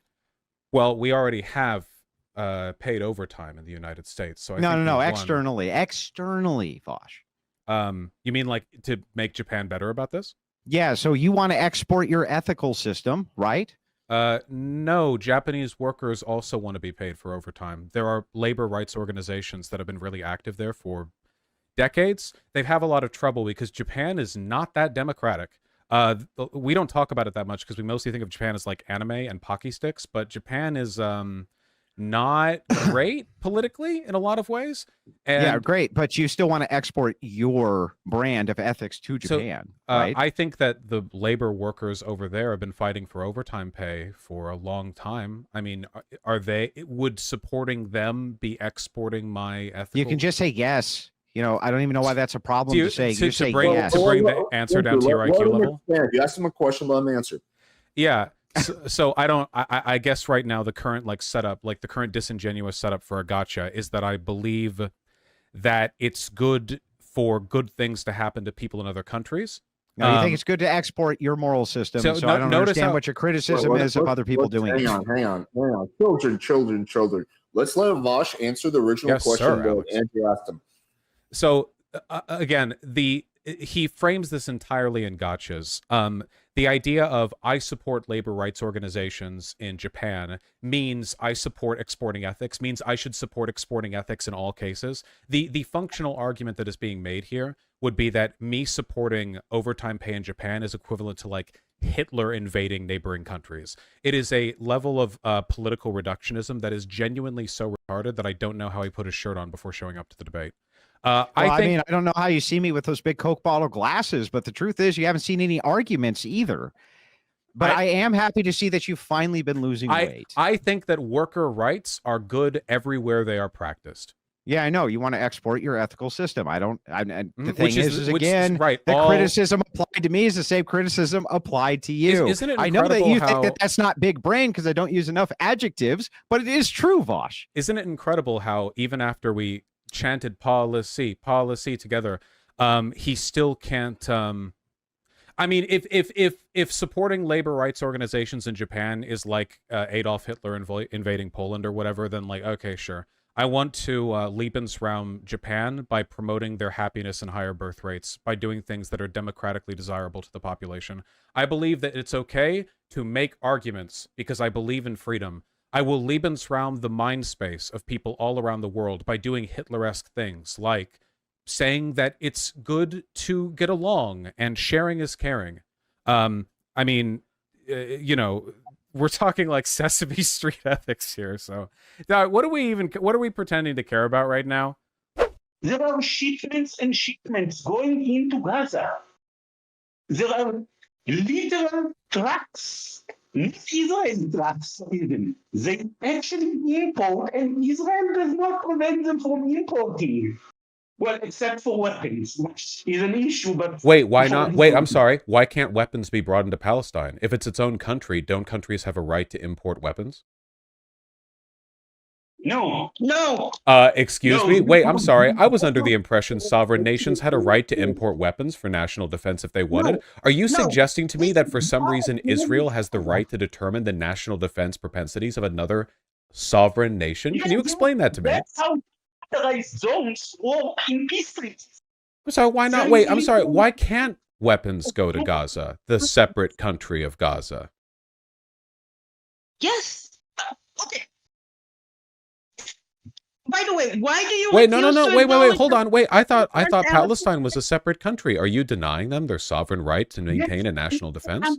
We have been at war with Gaza since the Hamas, which the United States really not hardly considers a terrorist organization. By the way, they're awful to the people in Gaza. Nobody who lives in Gaza and I talk to has like anything good to say about the Hamas, and trust me, this is not because they're talking to an Israeli. No. I don't understand. I just don't understand why they can't have shipments of weapons sent to them. No, Israel will not allow an enemy state Neither to import weapons. Wait, Allow? I'm sorry, I wasn't under the impression it was your decision to make. Why does the U.S. control what weapons can and cannot be bought by Japan? Because of a treaty. Because of a treaty we signed mutually. Can you find me the Palestine treaty that allows Israel to deny them the exchange of goods across their border? Can you find me that treaty they signed? By the author, we literally armed with gem weapons in the Palestinian police forces. Why can't they have weapons? Which they still use, by the way, with conjunction with the Israeli police forces, by the way. I like, we can continue with the song and dance for a while. I guess the idea that you would genuinely pretend that Palestine operates as a sovereign nation and not as like an entrapped territory over which Israel has complete control is really ridiculous. Palestine is not a sovereign nation. It is an entity. It is a legal entity. It is not a country. They have never declared themselves to be a country. Then why'd you say that they're two countries? It's an apartheid state. Israel has control over Palestine. What? Israel has control over Palestine. No, it does not. Yes, it does. I see. This is why I don't know. I don't know if you consider yourself like a left-leaning or humanitarian individual on the subject. Have a part in internal affairs in Palestinian. Yeah, this is what I mean when I talk about like average Israeli citizen. Like, it's like it's like we're the progressives on this, you know. This is what you get. Look, I guys, I don't know what to tell you, okay? Like, this is what I mean. When I say, like, you two want them all dead, like, this is what I'm talking about. The framework through which you analyze this problem is one which perpetuates it indefinitely, because you won't address the reality of the situation. There were disagreements between Belarus and Russia that actually exceeded and were far more serious than the disagreements. They are allies. Why would they invade an ally? No, I'm saying, listen to me, listen. I'm saying there were actual disagreements between the president of Belarus and Putin that actually exceeded any of the disagreements taking place between Yanukovych and Putin, and between Yanukovych and the Economic Union, the European Union and the Economic Association. I don't care. What does that have to do with anything we're talking about? If you're saying that Russia is willing to invade whenever there's a disagreement or whenever one of their neighbors doesn't do something, they invade when it's in their geopolitical interests, like Ukraine, a territory with ripe natural resources, geopolitical access, and a population that's been destabilized by a decade of post-annexation destabilization. Let me ask you this. So then when Belarus actually decided to diversify their purchases away from Russian crude and go to Europe and the United States, and there was ongoing tense negotiations between Putin and the president of Belarus, and it broke down. According to your model, why didn't Putin invade? Do you think Americans? Do you think America is an? Do you think America is an imperialist country? Of course, yeah. Okay, then why didn't we invade Germany when they didn't allow us to buy all of their steel at $0 per pound? No, but I'm not saying that an imperialist country actually always will invade or annex or actually use. Well, that's great. Neither am I. It's almost like there's a complex series of factors which determines whether or not it's geopolitically advantageous. And I'm saying that what you would expect to see based on the factors you've listed in terms of why they invaded Ukraine, you would expect to see that in the case of Belarus. Nobody in my audience is saying like, well, why didn't they invade Belarus? Nobody here has derived that conclusion from the premises that I've laid out. I'm not interested in your audience. I'm saying that nobody thinks that. You keep assigning that to me because it's way easier than responding to points I actually have. No, you've done this like a dozen times, man. Well, then why don't they invade Kazakhstan? Well, then why haven't they invaded Belarus? Then why didn't they just annex Georgia? Listen, it's not EU4. This isn't Civilization 6 or something, okay? They do what they can do, and there are incredibly complicated variables which determine what they're able to do. Putin has invested millions of dollars, hundreds of millions, in destabilizing Ukraine and preparing them for invasion. This isn't some errant about. No, this isn't some errant about. He has wanted Ukraine. He has said, Putin has said and has been saying for years that Ukraine is a part of Russia. They call it the Ukraine. Why are you talking about the United States? Is this a disease? Are you incapable? Are you like an albino who flees from the point like they flee from the sun? Why? No, Ukraine. You listen. Ukraine. They have funded secessionist groups. I'm just saying that they have brought troops to the border. Putin has said Ukraine is a part of Russia. They want to take Ukraine. You said that you met a lot of trans people that don't have this idea that I have, right? No, I might have misheard you. Yeah, I've never met a person who was like what you're talking about. Somebody who says, "Hey, I am assigned male at birth, and I go by he/him pronouns, but I'm a woman, but also I'm not going to do any kind of social and medical transition." If such a person were to exist, I would still respect them, but they're also, at least not within my line of sight, somebody that exists. No, but why would you respect them? Because it's the self-ID model. They self-ID'd. That's it. So then, like, when conservatives are passing all these anti-trans legislation, and they're saying being transgender isn't even real, they can point to your self-ID model and say, well, look, even in their model, like, I could be a woman. The self-ID model has been rallied around as a celebrated system for accepting trans identity because it's good for them, not because it's bad for them. Conservatives would not stop being transphobic if we were like, oh, no, as long as you socially transition. That's not how that works. They wouldn't give up and go, oh, well, we were going to exterminate your whole group, but, you know, now that you've only considered people trans who have engaged in some level of social transition, well, then we're going to hold off. This isn't a real problem. In truth, none of this is a real problem. There's no harm at all in anti-trans legislation isn't a real problem. What you're talking about isn't a real problem. To battle these legislations, we need to prove that trans people are valid and real. And that there is a real person that we are defending, a real protected class that we are defending, right? Isn't a real problem. What you're describing is not a real problem.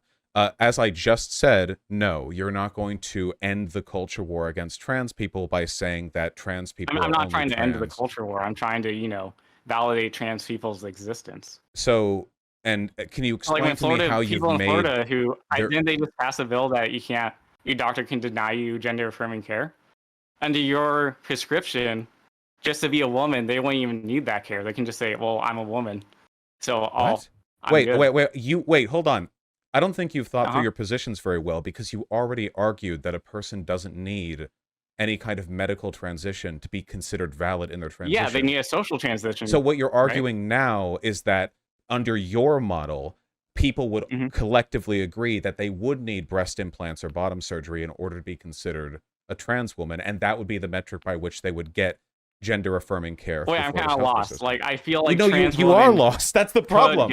Your arguments are inconsistent. I feel like you're kind of misrepresenting. You're kind of making me like a trans medical person. You just made the argument. I'm just saying that it's important to someone to affirm their gender. With something like female feminization surgery or phalloplasty. You're aware of the fact. Well, you don't need that. Wait, hold on. Being a man is being. If a person wants medical treatment to help them align with their gender identity, and they go to the clinic and they say they want that, that is them doing that. I'm not entirely sure what's missing under the self-ID model. If they go there, why is that as valid as? If a person who looks like me, why is a cisgender man with no desire? It's not a cisgender. It's not a cisgender male. No. You don't understand the terms that you're using. If a person goes to a healthcare clinic and who looks like me and says, "I'm a woman, I would like bottom surgery," you realize that is both an element of social transition and an expression of interest in medical transition, right? So at that point, they already would have met the criteria that you think my people don't meet. Are we talking about a cisgender man who went in for We're not talking about anything. The thing you're talking about isn't real and doesn't exist. You're talking about a made-up group of people who would... Trans this isn't real. This isn't real. It's not real. This group, you already admitted this is nonsense. This doesn't happen. This group of people doesn't exist. You're obsessing over them because you're trying to find a wedge argument against a system that works for everybody and hurts nobody. The main person overseeing U.S. foreign policy in Ukraine is talking about how to reorganize Ukraine's government as U.S. NGOs are funneling money into their preferred groups that they have been propping up in this area forever.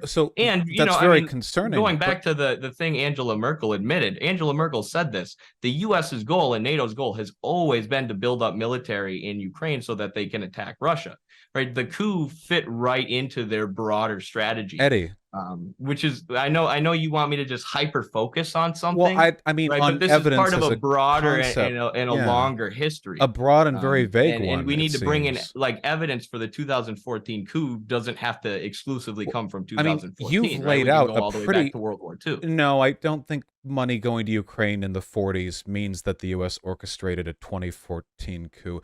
Wait, I'm so. You talked about That's this. So not what wait. That's not what I said. I said that is a factor about that this matters. So that the wait, if you were Eddie, a dialectical Eddie, material, I'm trying to understand. The historical development of Ukraine. Eddie, I want to understand. Led to 2014, Eddie, so we need to be certain, and we need to lay out the facts. Eddie, please, Eddie, leading up Eddie, to that. please. No. I'm no. Finish Yes, my point. yes, you Eddie. Don't get to interrupt. Okay, well, No. wait. So the point's being finished now, as they are.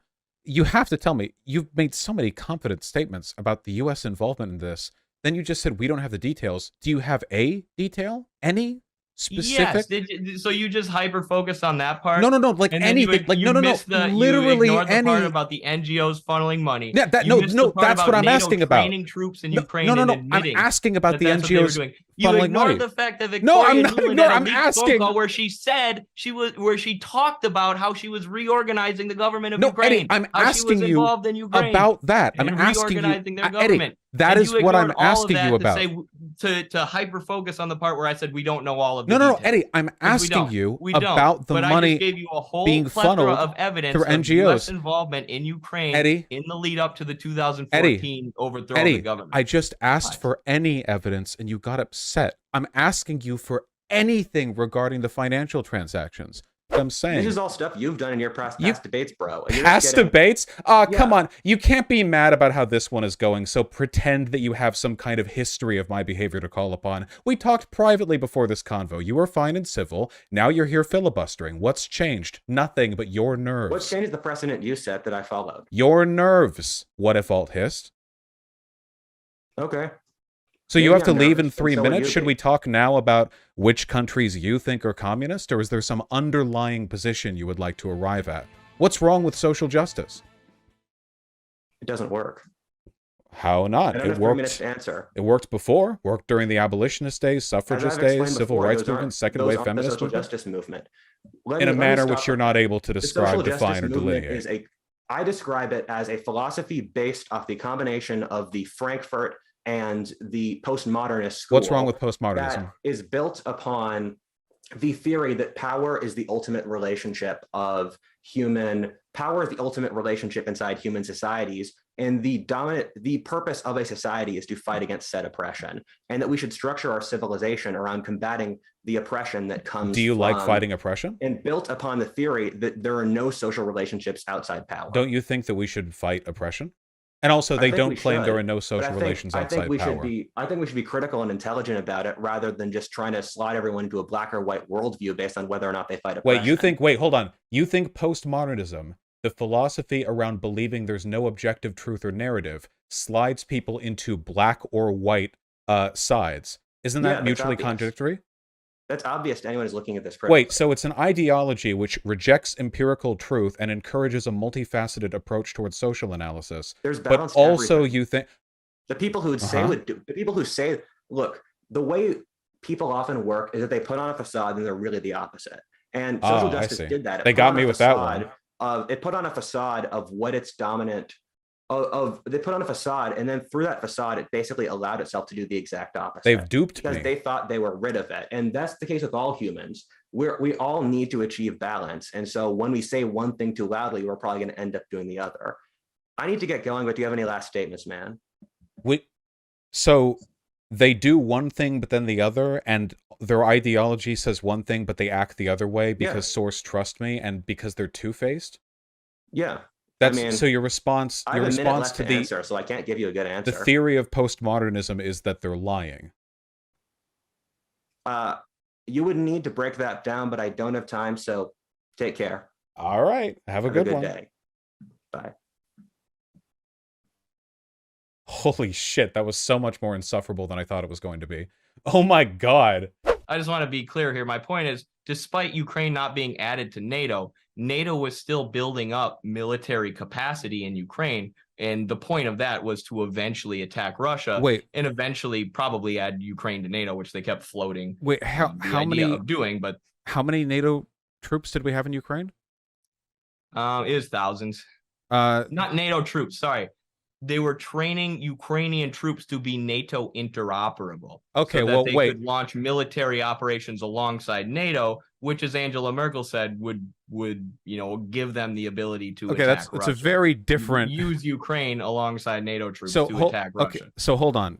This doesn't make sense on a couple of levels. First of all, every country in the world, with the exception of those that don't like NATO, want NATO troops training their troops. Because we're NATO. I mean, we're the U.S., right? We're the best. I don't think every country in the world. I don't think Russia and China want that. No, except for countries who don't like NATO. I mean, like, if you're not ideologically aligned against the United States, I would say most of the NATO, world doesn't like NATO anymore after what they've been seeing. You can litigate that if you like, but in there's no denying our military capabilities, right? We certainly have well-trained, well-armed soldiers. That's not a moral statement. Which is why Russia was threatened by that NATO training. So NATO training Ukrainian troops.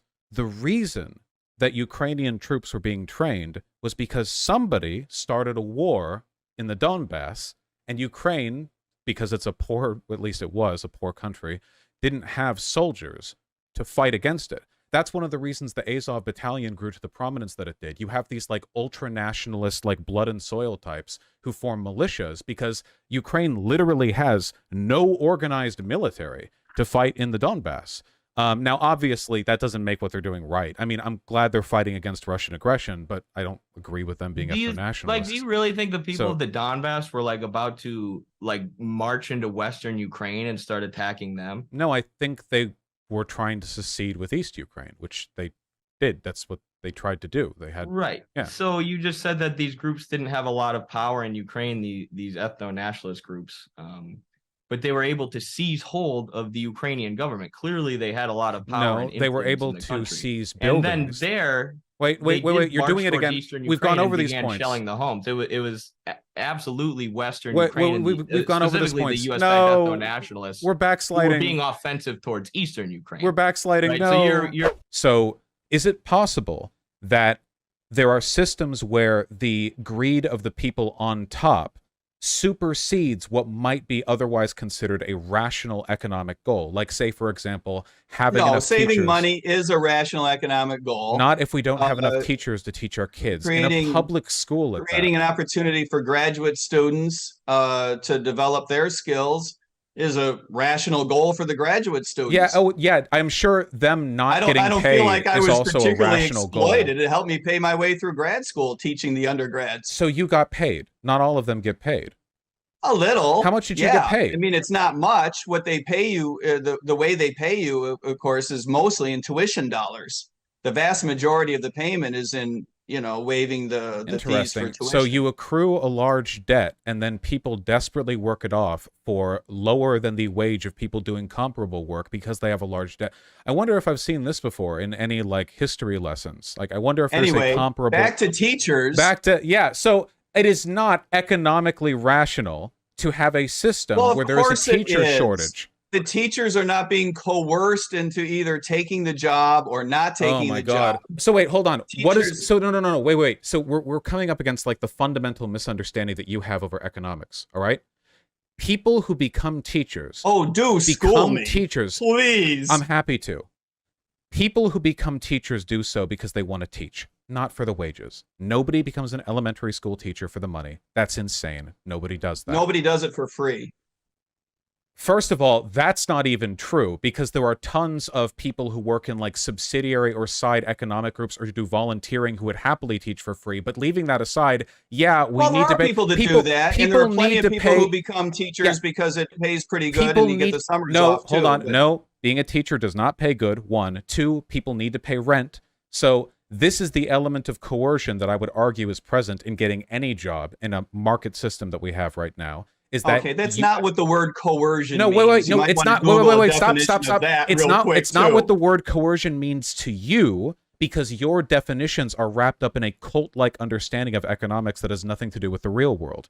Coercion is just anytime you're pressured into doing something. If you're being pressured by the state or being pressured by the fact that you will starve to death if you don't do a thing, those are both forms of coercion. If you want to argue... So you're suggesting that our entire economic system is coercion. You've got it. And as a libertarian, if you disagree with me on that, then you're faking it and LARPing. Because any libertarian would agree with that statement right there, because I'm sorry, did you say LARPing? Yes, because you should believe, if you're consistent in your ideology, that all of this is coercive because government regulations set up market forces in a way that interfere with the natural functionality of the market. You arguing that this isn't coercive and that the market is working as intended with our teacher shortage is a failure not only in my ideology but yours, which makes me wonder again what kind of libertarian you are. Right. So the Minsk agreements were intended and framed as a peace agreement that was going to end conflict with Russia. Where's the Merkel invading... is saying that Ukraine was building up military capacity. Where's the thing about invading Russia, though? They were I'm not sure if she explicitly said, I guess we're going to invade Russia, but that's kind of implied in the fact that the Minsk agreements, like I said, were framed as this is going to bring peace. This is going to bring peace between Ukraine and Russia.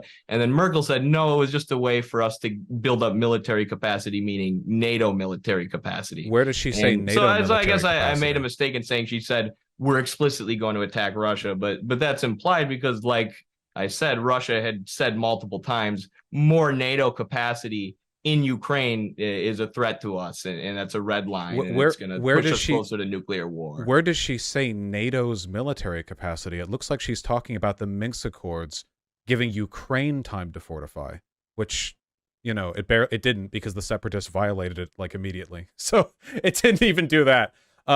So where are we? Okay, did you lie to me?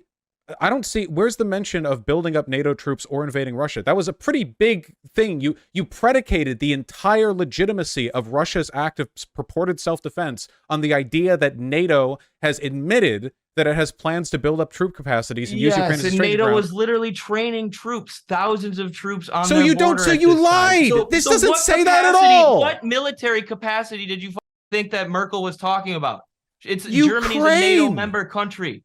Obviously, she's referring to NATO's military It's a capacity conflict in Ukraine as they're between training NATO Russia troops on Russia's border. It's a conflict between Russia and Ukraine. She obviously is We saying... all know it's more than that. We all know it's a conflict you're between deep. We all know it's a conflict between NATO and You're Russia. in deep.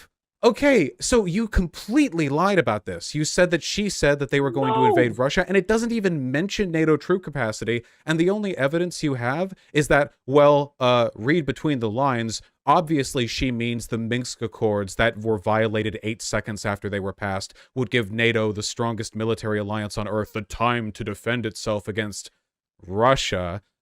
Okay.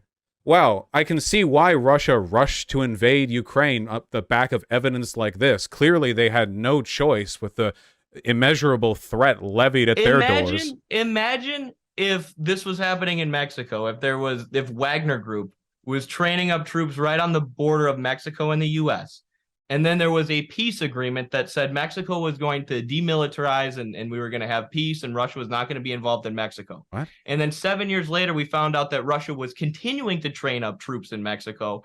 And Russia said, guess what? Wait. We never planned to follow the peace agreement. We were just going to keep building up troops. Wait, hold on. Wait. Don't you think that would imply that they were building up troops to threaten, contain, or attack No, the U.S.? there's no relationship between Right? the NATO troop training and what she's saying about the Minsk Accords. The reason she's saying this about the Minsk Accords is because she didn't She's think a Russia would NATO follow leader. them.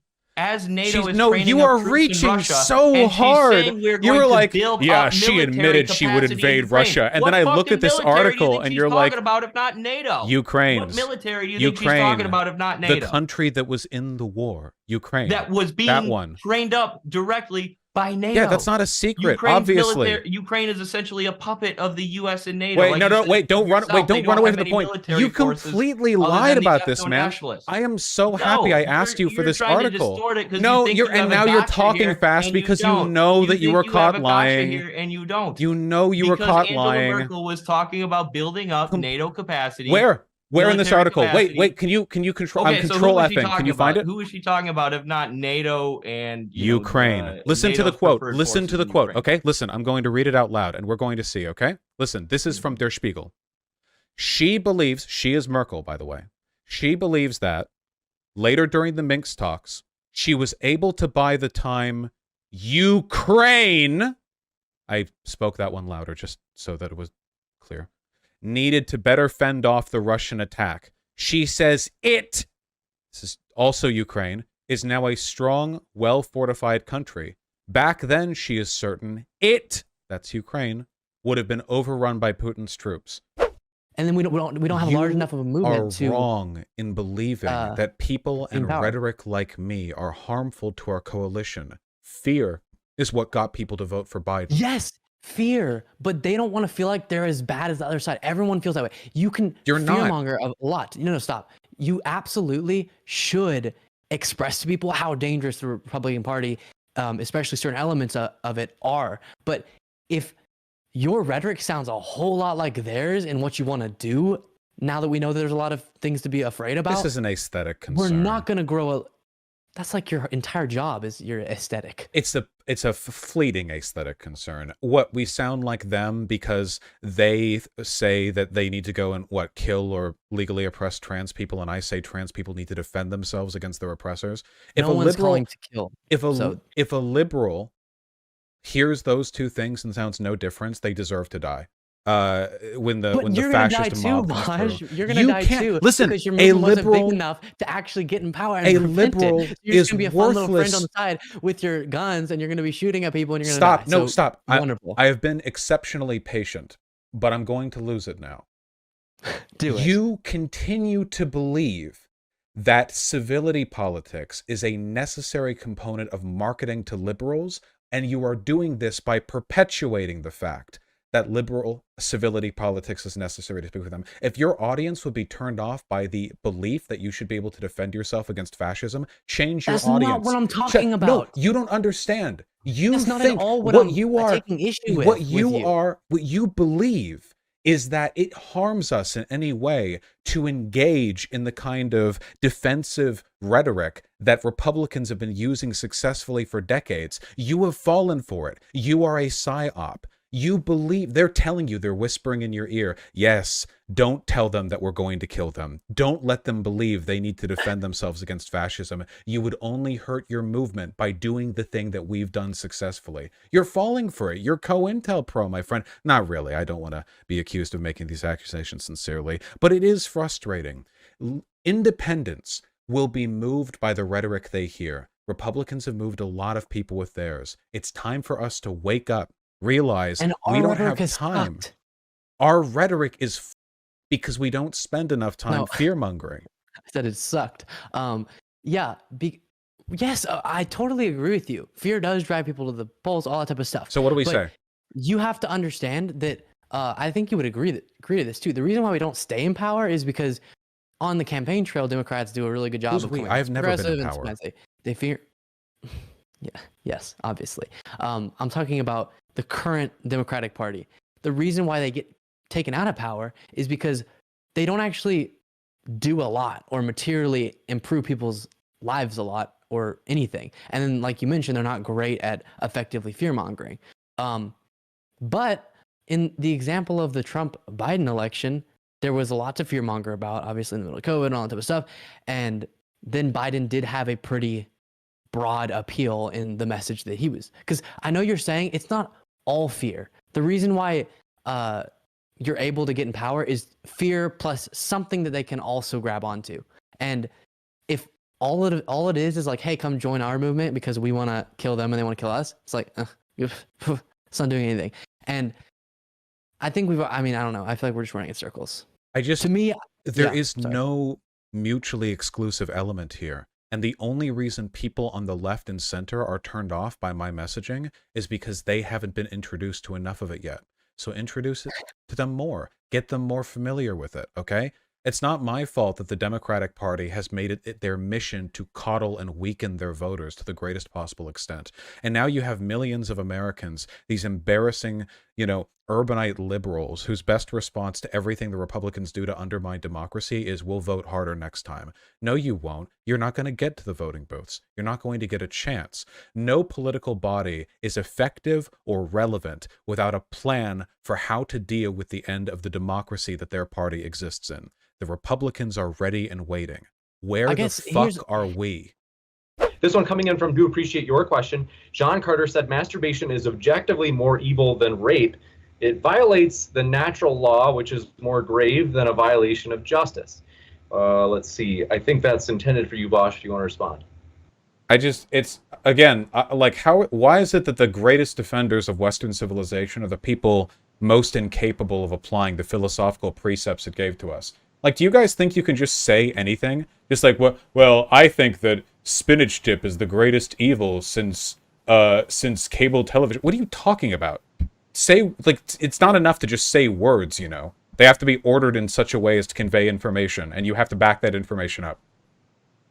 This one actually, the point here is it has to do with the sexual act, the logic of the sexual act, and is actual sexual intercourse, and so it would be less removed from nature than masturbation, which is not natural intercourse, and not as far removed as sodomy, which is a violation of the nature of the sexual act. I think that's where that guy's coming from. You know what else is a violation of the natural order?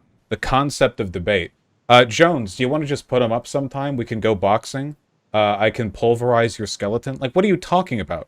Like, what was adherence to the national order? You know that, like, back in the good old days, we would just hit each other with rocks, right? And I guarantee you I can lift a bigger one than you. This deference, and it's always the weakest people who defer to it, by the way. The only reason that you weren't cast out from the tribe and left to be eaten by wolves for your degenerate anti-Semitism is because modern civilization coddles you like the infant that you are. The idea that you, of all people, would be relying on this, oh, well, rape is more... No, rape isn't more anything than anything, okay? Shut the fuck up.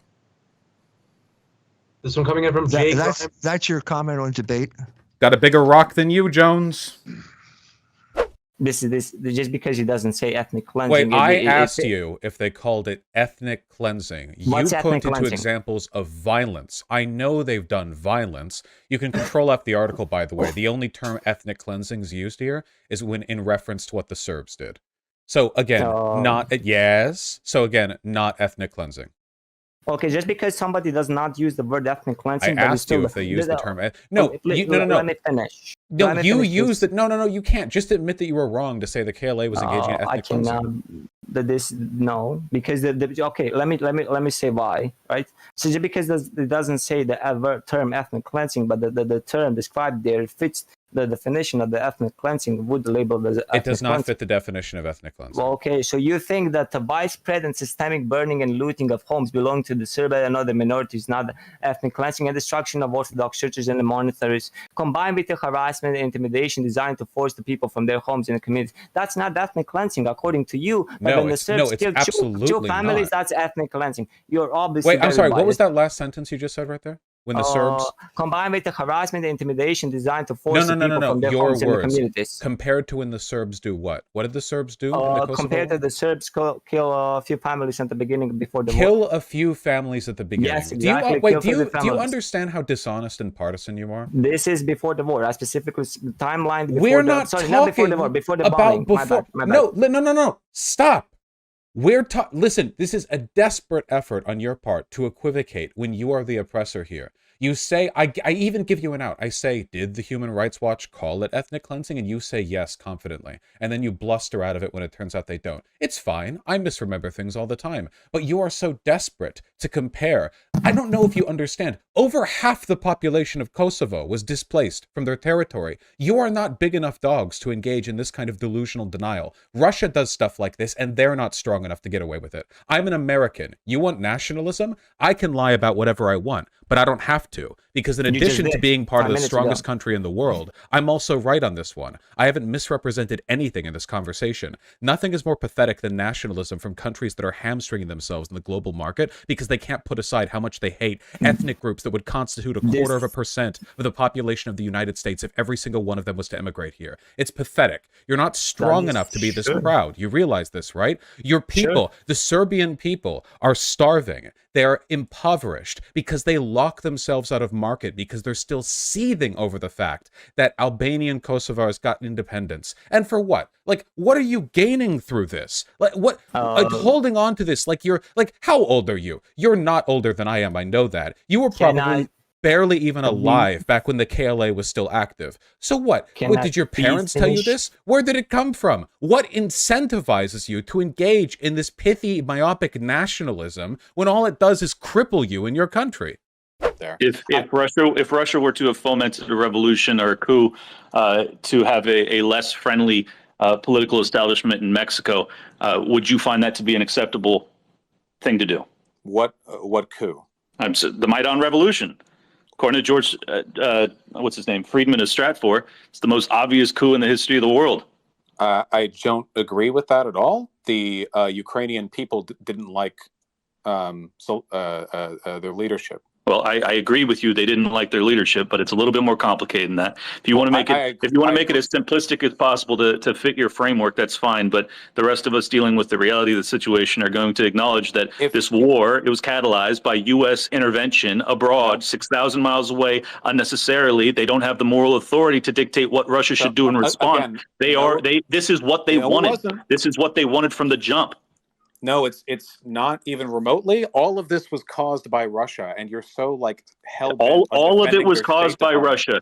As John McCain, the warmonger of warmongers, is standing at the Maidan Revolution with a microphone, advocating, saying, "America stands with you." This is what I mean by you being America last. You're like those white guys who keep bragging to everyone in earshot. No, I'm America first. I think John McCain's a nightmare of a human being. You hate America because you are so desperate to blame every element. No, I hate our empire. I love America. Let me finish. America did not cause the Euromaidan. Russia tried to have a pet dictatorship over in Ukraine by allowing Yanukovych to enforce the black protest laws. What was it, Black Tuesday? They encouraged him to do so. This is Russia doing this. And then we replaced him with our puppet regime. It's the same bullshit. No.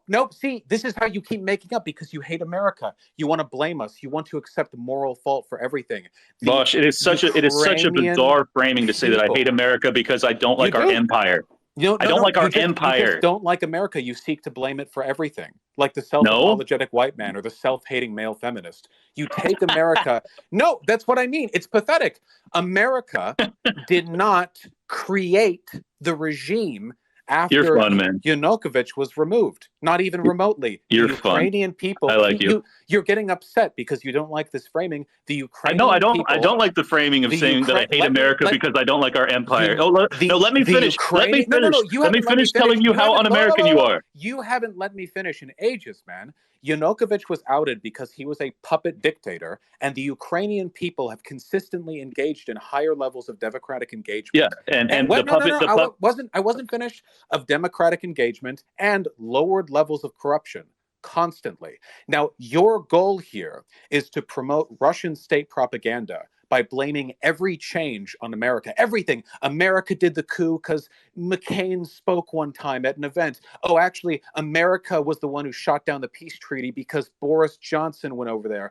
The Ukrainian people did not want a dictator. The Ukrainian people do not want to be invaded by Russia. The Ukrainian people have a very different take on these events than you do. As the ones actually being invaded, I think their perspective is very worthwhile to listen to. And what you are doing is taking every petty justification from the Kim Jong-un of Russia, and you're repeating it uncritically as though it actually is all our fault. Did we fuck up? Yes. Did we handle the dissolution of the Soviet Union terribly? Yes. Are we at fault for a lot of things? Yes. But for God's sake, there are things we're not at fault for. And I think it's really disgusting and anti-American to legitimately lay this at our feet, especially when it comes at the expense of a Ukrainian self-defense. If a person believes, so there's no empirical evidence for reincarnation, but if a person believes in the Hindu form of reincarnation, don't you see how that might make them have a much more blasé attitude towards murder?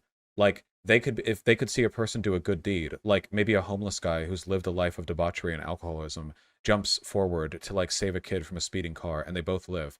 And the Hindu thinks, if I murder that person, that homeless guy right now, that was the best act of their life. They will be reborn a prince. Whereas if I let them live, they will wallow back into alcoholism. You know, I will sacrifice my karmic well-being to give these people graceful exits onto their next life. Like, none of this contradicts empirical. Disagree with that. None of this disagrees with empirical reality. Everything that I just said disagrees with empirical reality. But a person could have a religious belief in reincarnation that could totally morally justify that. That's what would make them so dangerous. All of the things that legitimize their belief would be... Holy wars have been fought over that. You can't, like, you're trying to...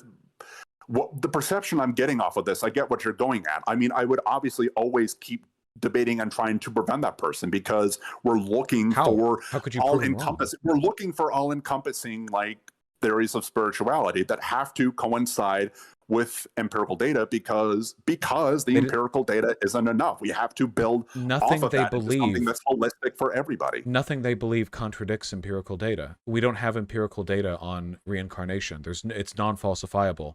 It's as falsifiable as any other spiritual belief. So how could you explain to them that what they're doing is wrong? Say that, like, tell them that the good does not wash out the bad, and vice versa. They disagree. And well, those are reasons, like, I would try and keep debating that to the point that, like, I would have to stand and fight against them and say, no, that homeless person doesn't deserve to die. Maybe that shows they're worthy of good and doing good things, and that's why we should try and find them a good job. They're just being sent to their next life for a next like chance. Nothing's being taken from them. They get a new body. No harm is being done. Their death is painless. They're getting a new shot at everything. The fight against entropy is getting pushed off, and the ability to progress and have more welfare is being pushed further and further down the road. And we have to keep. Well, then I find the empirical data and build as hard of an argument to explain it to them and find it through and explain it through actual symbology and say, we're trying to fight the empirical Ragnarok. You can draw empirical parallels between entropy and the big crunch and stuff like Ragnarok. Things. We only have theories about the nature of the universe. We don't have, like, concrete evidence. We haven't been around long enough to know. They think that the universe is cyclical, just the way that human lives are. So they don't think there's any of that. They think that what all they're doing is allowing a life of misery to be reborn into a life of goodness. There is no way to argue against this person except to kill them. You would have to kill them. And that's my argument. That's what holy wars have been for years. That's my argument. That the belief in spiritualism can justify non-falsifiable ethical positions that can't be addressed rationally, and you basically have to just culturally dominate or kill them.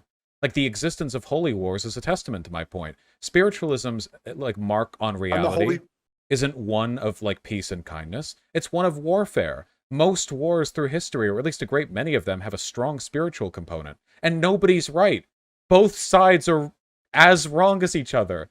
That's the magic of a spiritual conflict. Nobody can be right, because they're both relying on non-falsifiable premises. The worst war in China's history, the uprising of the peasantry, that guy who believed he was the brother of Jesus Christ, 20 to 30 million dead. You know what? I can't tell him he's wrong. I don't think he thought he was like the direct blood brother of Christ, like the spiritual brother of Christ. How do I know he wasn't? I don't know. How could I know?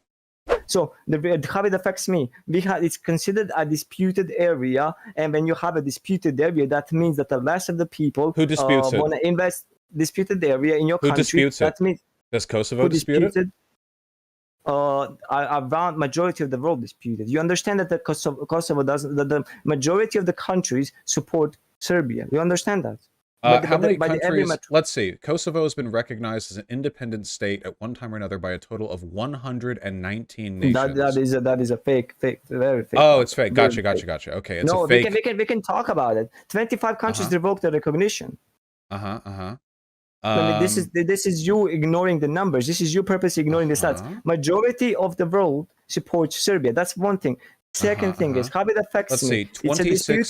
So 22 Please, out of let 27 me finish. You EU. asked me the Wait, well, question, you said something wrong. I But just you want to correct asked me you. the question. So Please, let me finish. Hold on. Can I finish? 22 EU member states recognize Kosovo. 26 Oh, it's out of EU, 30. so it matters more. They are white, so Well, it matters more. you guys so those people are from in Africa Europe. Don't matter. Those people from Africa don't matter. Is this the argument that you're going Wait, for? well, hold on. Wait, lefty- actually, a I'm lefty claiming the genuinely superiority curious. of EU. Wait, hold on. This is absurd. Genuinely This curious. is What if beyond I'm trying to look for regionalist attitudes towards Kosovo? This Why is would I beyond look absurd. towards Africa? Wait, out of curiosity, what can you explain to me what position Nigeria would have on Kosovo that would influence my perspective? Why would I care about any other than its neighbors? What about Russia, China? Why would India? I care What about Russia? Brazil? Why would I care about Russia and China? God, these Because fake this is, lefties, man. This is Yes, we know, because you guys are miniature Russia, so you have to keep your pathetic what about secondary Spain? hegemony. What about Romania? What about Greece? What about Slovakia? What about all of those countries? What about all the countries that I listed? 22 out of 27 of the EU member states, Why do you think 26 they out of 30 matter? NATO Why do you think they member states. matter more than other countries? This is a superiority complex. The Again, only- you're showing superiority complex. We are. You can't. No shit. International recognition is about power. Thank you. But thank you for admitting it live on the stream that you engage in the superiority rhetoric. Holy shit, live on stream, we acknowledge the fact that international recognition comes down to power. That's crazy. People are going to be writing books about this one for But decades. that's not how it works in So, principle. That's not how so it you should know work. who recognizes According to the Kosovo? law that you signed, so basically you're telling me that you Kosovo don't... recognizes Kosovo, and Serbia doesn't. But you guys got your ass kicked by NATO, so, it's kind of a situation you can't do much about. We did not get our ass kicked by the NATO. That's the thing. The NATO, by the end of the war, signed a resolution where it says that Kosovo is a part of Serbia. How did we get our ass kicked by the NATO when the resolution that you signed by the end of the war, which marked the ending of the bombing? Dude, I take it back. We should have bombed you guys for way the longer. We should have dropped out. We should have nuked you guys. Holy shit! We didn't get our ass kicked by NATO. We could liquidate your country. Are you kidding me? It took one bombing run for you guys to surrender. Are you kidding me? To 99, what marked there the is end of the nothing bombing? Serbians like more than killing Albanians, and you guys gave That up is so even not that true. with just one bombing run. It's like the You one thing God ignored- gave you guys. What just to like shift a little bit, what do you think is another feature of in reality that you obtain simply by identifying as having such? American. Cool. So identifying as an American makes you an American? In like a cultural sense, like socially, like, are you an American? Yeah. At least it's not a disprovable thing. I mean, I think that some people might have a stronger case to it if they can, make the argument, but it's not an empirically provable or disprovable thing. Being a fan of anything, I think being religious. People say they're Christian, Jewish, Muslim, but then you see them like not going to church or whatever. You can't really disprove them on that. Well, so that's what I'm saying. I think there's in all of these three cases, there are still necessary conditions that must be met. Like, I'll use like Islam. In order to be a Muslim, you must believe in a monotheistic God. In order to be a sports fan, you must at least know what the sport is. I think we can agree there. In order to, what was the first one? In order to be an American in cultural sense, you must at least identify with some of the American cultural traits, not none. So I don't think that's true. There are Christians, for example, that actually believe in like multiple deities. Then they're not Christian. Then they're a different religion. Tell them that. I will. Are Like, people are because members? that's not how categories work. Wait, are members of the Anglican Church Christian? The ones who broke off from the Pope? Yeah, if they believe in a monotheistic God, they meet that condition. That's So not there's the all definition of Christianity. Whoa. I know. We were just talking about polytheism versus No. monotheism. I mean, no. This is important. The Protestants were not considered to be real Christians after the split in the church, after Henry VIII. So, are you telling me then that the Anglican Church and all the subsequent Protestant I'll groups? say this: in order to be a Christian, I suppose you need to believe in Jesus as the Messiah. You need to believe in the Bible, and you need to believe in the triune monotheistic God. Right? Those three things. The same way, in order to be a How man, do you there get are to certain decide that? conditions. What? There are people who don't adhere to that, who consider themselves And then Christians. I tell them they're not. Oh, The same way what that makes people you don't the adhere to- judge? Because then they would be a different religion. They Well, wouldn't fit so, that category. okay, so Protestants and Catholics disagree. Are they different religions? They still meet those three conditions. No, but you're the one deciding those conditions. Who's to say you're not full of shit? I think that my conditions are most consistent, and if anybody wants to challenge me on that, they're more than welcome They to have do no. so. There are literally millions of people who would behead you for saying that right now. Like they would behead you for this. Well, there's millions of people who would behead either of us for even having this discussion. So I don't agree. think it's I relevant. agree. No. But you just But- like no. This is the critical thing. You impose a fake standard of consistency where none exists. What you're doing right now, you just did a social construct. You're like, well, objectively, you're not really a Christian if you don't meet these categories. I literally just came off the dome. Says who? Okay, Christianity let's is a take social something- construct. Trump wins. Chances that there's not enough chances that we're not getting a 2028 election if Trump wins. What's the Vaush forecast there? Total random guess, but I'd say like maybe 30%. 30% chance there's no 2028 election. Yeah. Okay. I mean, it's a very unqualified guess, of course. That's the best I can do. I asked for that. I'm not going to it's a ballpark fire on it. I understand. I asked for Obviously, a there's ballpark gut feeling aspirational kind of thing. in the Republican Party to make that happen. That's not also a completely far perfect. cry from the constant fear mongering of like the camps will open on day one and democracy is over. In fairness, 30% is a pretty scary number. 30% is a scary number, but you want to know what I think? You want to know what my prediction is? More of the fucking same. Okay. More of the fucking what? same. So More again, transfer this is of wealth from the fucking lower what I class mean. to the upper This is what I class. mean by reactionary politics through abstemiousness. You think you're being elevated, smart enough to see the bullshit, like a South Park character. You are failing to identify the broadside of a barn. Like every successful socialist movement ever has been able to tell the difference, and everyone that ended up dead couldn't. The Stalinists in Germany back during the 1930s couldn't tell the difference between the Nazis and the Social Democrats, the social fascists. Which mass graves do you think they were buried in? We can't afford to make these mistakes. It's pivotal. The Republicans are screaming from the top of their lungs what they want to do. There is no equivocation. They have been calling for the removal of the FBI as an institution. They have been since I was born. What's your point? No, you are not paying attention if you think that. You're vaguely gesturing, you're waving, I vaguely remember them being that. No, you have no idea. I don't vaguely remember no, it. then you remember and utterly nothing. remember it. Then your mind on this subject is a void. This is incomparable. This is like you think the Patriot Act being passed compares in any way to the protracted multi-year-long campaign on every level of the GOP coordinated to delegitimize the election? They did an insurrectionary attempt. The creation of unitary executive theory and its application by both parties since George W. Bush is another thing. I mean, the fact that the president can declare war without congressional approval is a modern construct. Just again for clarity's sake here, okay? Right now we have a democracy where you can vote and the person you vote for can win. The world that he wants to build is one in which every single member of government that is either elected or appointed fundamentally cannot accept a victory from a Democrat.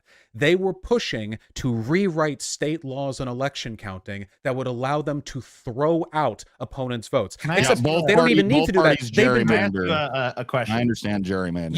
You can't keep a quick. You're describing the difference between like stubbing your toe and getting bricked with a hammer as like, well, they both hit me. You have no idea what you're talking about. What you're engaging in right now is not enlightened leftist perspective. You're engaging in bottom of the barrel, South Park, Cartman-ass tier, zero IQ, centrist, moderate, hasn't learned a thing about politics in their entire life, bullshit equivocacy. How dare you? You claim to care about the legacy of your Union parents. You would literally preside over a death camp and go, well, you know, Biden probably would have done this too. Like, it's disgusting. It's senseless. If you genuinely believe that there is a comparison to be made, I beg you to educate yourself because there is none. It is not comparable.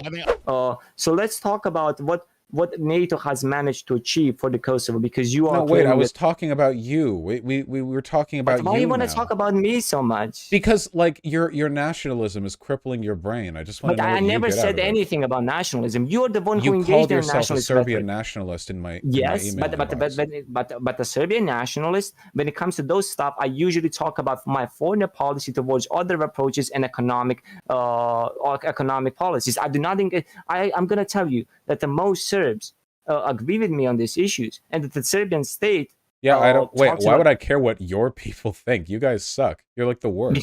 Because that means that according to you, everyone, a single of them is a nationalist, and that they engage in this rhetoric. I didn't say every single one of them. A lot of you guys, though. There are a lot of Serbian nationalists. That is true. Nationalist sentiment is high in Serbia. The whole Balkan region. You people all have some kind of brain defect. I don't know. So you see, it's really funny how you engage. It's how you label yourself as a lefty, but at the same time, you manage to use these insults in a racist manner, and this goes through so easily. Like, I just don't believe it. But we're gonna put that aside. I want to talk about what you managed to achieve on Kosovo. So don't worry. Whatever brain defect you have doesn't get in the way of the mass expulsion and murder of Albanians. So it hasn't affected you guys in your day-to-day lives. But Kosovo leaders of KLA were accused of ethnic cleansing as well. Yeah, good thing you two got split up then, like unruly children. But we are not split up. There is a huge minority in Serbia that is getting prosecuted as we're speaking. What minority? Would you gonna ignore that? Minority in Kosovo of the Serbs. Sorry. How many? What minority? 150,000 people approximately. Okay. It would be much more, but So let's talk about. That's crazy. I wonder if the Serbs did anything recently that might have made the people in Kosovo dislike them. We might never know. Absolutely not. We did not do anything. We try to engage in a very peaceful. Dude, come on! This is like a joke. Very peaceful. Come on. Yeah. Nah, okay, wait. I can play along for a bit, but you're so just so you know, ideologically, you're indistinguishable from a Holocaust denier. You just have a different national axe to grind. But you deny instead of the Jews, Serbs. it's the infinite cabal of the Albanians looking to displace Serbs. Instead of the great replacement of white people, it's the great replacement of Serbs. Instead of the Holocaust not happening, actually, it's like NATO lied about everything and all these facts that say that we were doing ethnic cleansing. You're accusing me of being a Nazi, but what you're doing is accusing me of being a Nazi. I'm saying, wait, hold on. No, I'm not calling you a Nazi, okay? The difference is they actually came closer to winning their war. All right, goodbye. All right. Good hustle. Yeah, but you literally deny their ability to... Yes, I deny your ability to murder and rape people as well. Yes. No. Yes, I do. Yes, I will call the police on you if I see you raping somebody. I will. Amazing. But you believe in the freedom to allow people to encroach on somebody else's property and or land or nation. It's not that. Wait, property and land are things owned by the individual. The nation is not owned by any individual. That's not how it works. Also, I like you to throw property, land, and nation together as though these three things are comparable. You know, like my backpack, my toothbrush, my planet. You know, no. You have right over the things you own. Nobody owns the United States. That's actually kind of part of the whole founding documentation, you know? Unlike, say, for example, feudal states in which the entirety of the kingdom was literally owned by the monarch, in America, we're owned broadly by the people. The government owns land, and the government is ruled by the people. But the government has to abide by people's freedoms. And that's where we get back to the whole, it's not actually denying your freedom to deny you the ability to keep black people from moving in or whatever. I mean, really, do you know how pathetic this sounds? It's been going on for what, nearly an hour and a half now. You've been literally unable to provide any ethical or empirical argument for denying immigration of different ethnic groups, and now you're whining that it's taking away your freedom to deny other people their freedom? This is such a waste of time, honestly. I thought you would be more forthcoming, but it seems the true depths of your retarded racism are being kept privately to you. The first time we talked, you unironically 1350'd me, which is like I don't know what that would be. This is like the equivalent of a fish jumping out of the water to land on a pier so it can be clubbed to death. Wait, no, we're an hour and a half in. No, we're an hour and a half in. You want to? I've been asking you to provide real arguments this entire time, and after rolling back to, actually, you're taking away my freedom by taking away my right to deny other people freedom, now we're going to go to 1350? You know what my answer to this is, by the way. It's an unwinnable topic for you. You know that perfectly well. If you paid attention to a single moment of your sociology class, you would know that the 1350 discourse, you might as well be presenting your asshole to me. Why? Why do we talk about this? Well, I'm sure if I showed you my asshole, you'd probably stick it in. It's your day. But I just want to say this. Was that of interest to you? For me, that was just a bit of petty jousting. But Did you perk up when you heard me say that? Did your ears perk? No, I'm not hardwired. Your I'm eyes? not hardwired like that. Oh, well, interesting. I mean, you gave it more thought than I did. No dude has ever pointed his asshole at me. That's just kind of weird. But I'm just You gonna did give say me that like 5-minute I can't help being straight conversation earlier. If there's anything else you would like to talk about, by the way, I would be happy to be your makeshift therapist. Okay, yeah. Okay, yeah, I'm a gay dude. I like to suck dicks, but really, thank you. But anyways, does it feel good to have gotten it done? Yeah, absolutely. It feels amazing. Just like you know, what the f is his name? God damn it, who's the black dude who turns out he was gay and proving boys? Jesse Lee Peterson. Jesse Peterson? Yeah. Amazing. It was politics. This is how politics works. At the end of the day, I'm talking about politics. Were ripped from power. They were not unified within the Bolshevik Party. They were kicked out of politics entirely. In some cases, actually imprisoned.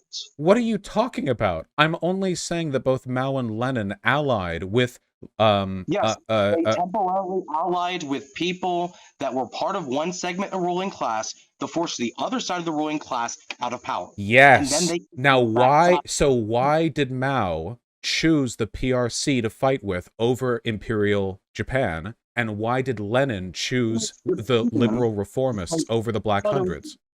People under the Red Revolution. What? Because the Japanese imperialists were slaughtering the people that were under the banner of the Red Revolution. Okay, so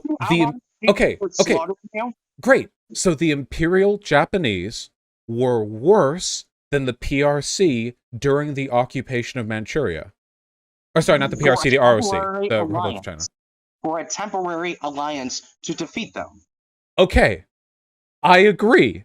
So maybe bourgeois democracy or liberal democracy exists as a kind of tool that socialists can use and exploit in order to achieve real socialism, whereas systems like dictatorship and fascism are harder for socialists to exploit. The difference between Japanese imperialism and, say, American imperialism is that Japan was not in the position to extract the wealth of the global south, the South and Far East. However, the United States imperialists are in that position. They are the main enemy in our time period. First of all, that has nothing to do with what I was talking about. Second of all, Japan was literally creating the Southeast Asian prosperity sphere. They were literally creating an imperial empire at the time. They were worse than us. They slaughtered millions. America has exploitative trade deals these days. Millions. How many? We did the banana wars. Okay, are you going? Wait, please tell me. Wait, please tell me that America today. The wars in Iraq, the war in Afghanistan, the war in Vietnam. He's going through the list. I actually think, I genuinely think, if you went over like all those wars, all the governments he's not stopping. Central America. A good context and like a good example of what you're trying to. Okay, explain. sure. So let's take a topic of yours that you may be less familiar with. Okay, let's say there's a woman, all right, and she's out in town having a great time. Okay, and then somebody tries to. It's not good. I assume we're on this together. Okay, so the woman, not wanting to be raped, hits the rapist. This is good, right? Yes. Okay. Are you comparing rape to an invasion of a country? Because you do realize because is different than like conflicts between people. You're right. The difference is the Russian army rapes many people. We're only talking about one rape here, so this is way less. Okay, I don't doubt that, but then again, there was that one Ukrainian lady that got fired for not finding any Russian rapes a few months ago. I have no clue what you're talking about. Do you dig through evidence to find defense of nothing? We're not getting off point. Okay, so no, I'm just no, it's okay. It's okay. I know. I'm sure you spent a lot of time researching exonerations of claims of war crimes against the Russian military. I just read from what news source do you get that? Actually, never mind. Answer that when I'm done. So anyway, so it is good to defend yourself against that. Great. Now, what if it turns out that the woman who's defending herself against that is also, I don't know, let's say a banker. Do we dislike bankers here?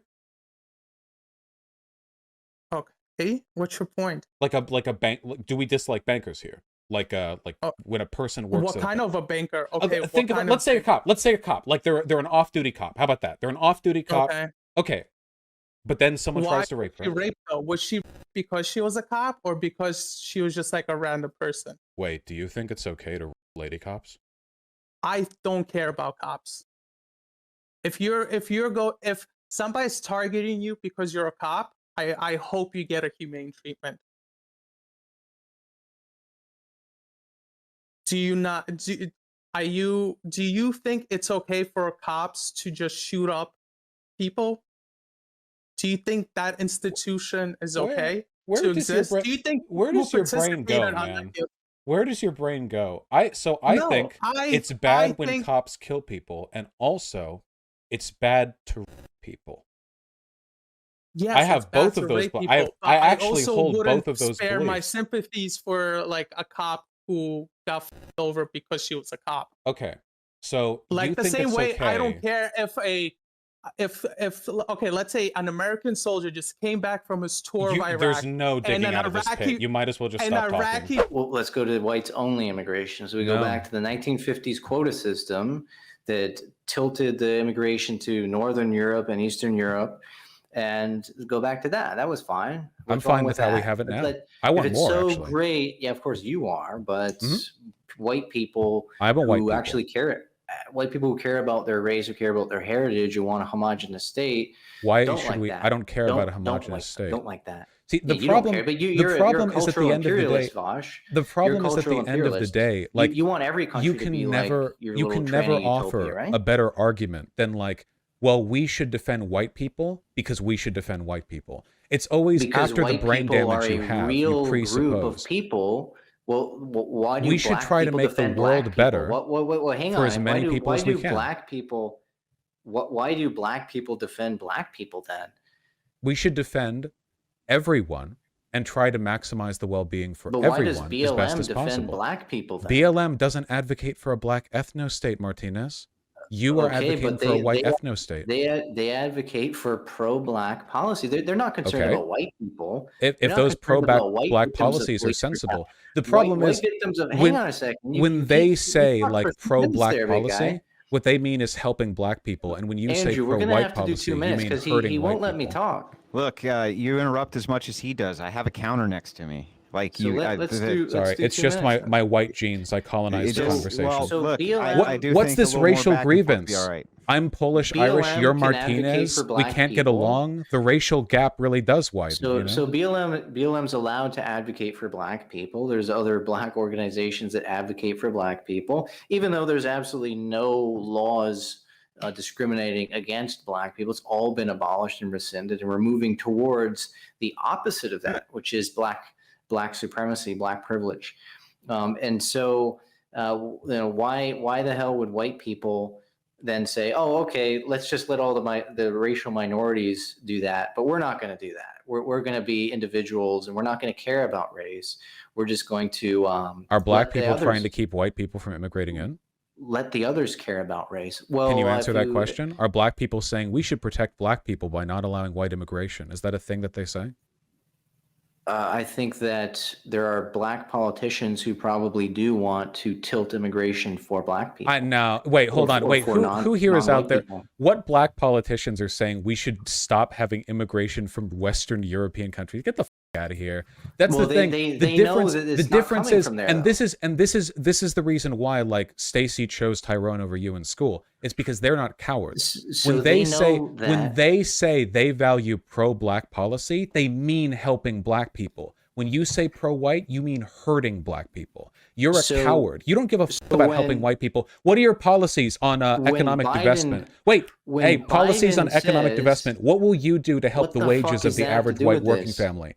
What are you going to do about economic alienation in the suburbs? Joe Biden says it's a good thing whites are becoming a minority. Give me a policy that'll help white people. Give me a policy that'll help white people. Stopping immigration from this is what I mean. It's always about hurting non-white people. You don't have one. What are you going to do about income inequality or capitalism? You're trying to tell me that the U.S. imperialists are actually better than the Japanese imperialists, or better than almost any other imperialist other than maybe the British? Okay, hold on. Real quick, even if you added all of those together, yeah, I do think that America is a hell of a lot better than the Imperial Japanese. I know you don't think that because America bad is your only ideology, but with a logical position because you're a national chauvinist that supports the United States no matter what. Are you a pro rape of Nanking? Out of curiosity. I don't know what that is. Holy shit. Wow.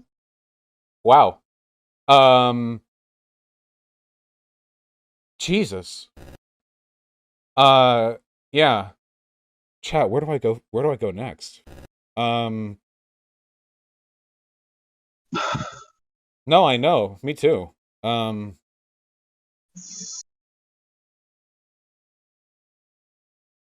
How's your day going? So why do you support Ukraine? Why do you actually support Ukraine? I could answer, but you're not gonna like it. You're gonna have some weird. I want you to answer so I can knock it down. So go ahead and answer. Oh, okay. Because the people of Ukraine don't want to be invaded by Russia. That's why. That's at the end of the day, that's the only reason. Region, 14,000 of them wanted to be slaughtered by the Azov Battalion and other Nazi. I said he's gonna have a weird. Like, what the f does this have to do with not wanting them to get invaded? Like, it's like totally tangential. So again, the reason I support them is because they don't want to be invaded by Russia. No weird Azov analogy can, like, no parallel can take away from that. The People's Donbass Republic. Why? When we're talking about from puberty blockers to cross-sex hormones, so that they don't ever develop the ability. Well, they do, because when they take the cross-sex hormones, they experience that puberty. I'm saying out of the mouth of Marcy Bowers, surgeon who's conducted a lot of these procedures and who's been treating a lot of trans youth. She has said out of 2,000, none of them are able to have an orgasm. Jazz Jennings can't. It's just like, this is what we know. So, Abigail surgeon Marcy Bowers falsely claimed trans girls on puberty blockers lack sexual response after vaginoplasty. That is not true. If Marcy Bowers said that, then on this, Marcy was incorrect. But you avoided my question there, which was like, if you could get 100 to 1, would that be like accept? Because ultimately this is outcomes If it's based, kids, right? then it's 0 for me. So then you just don't want there to be any medical intervention for trans youth, because there can never be 0. I don't think that the affirmative model of care can be. I mean, I don't think that. What am I trying to? With the current model of care that we have, no, I don't think it's a good idea to medically transition kids.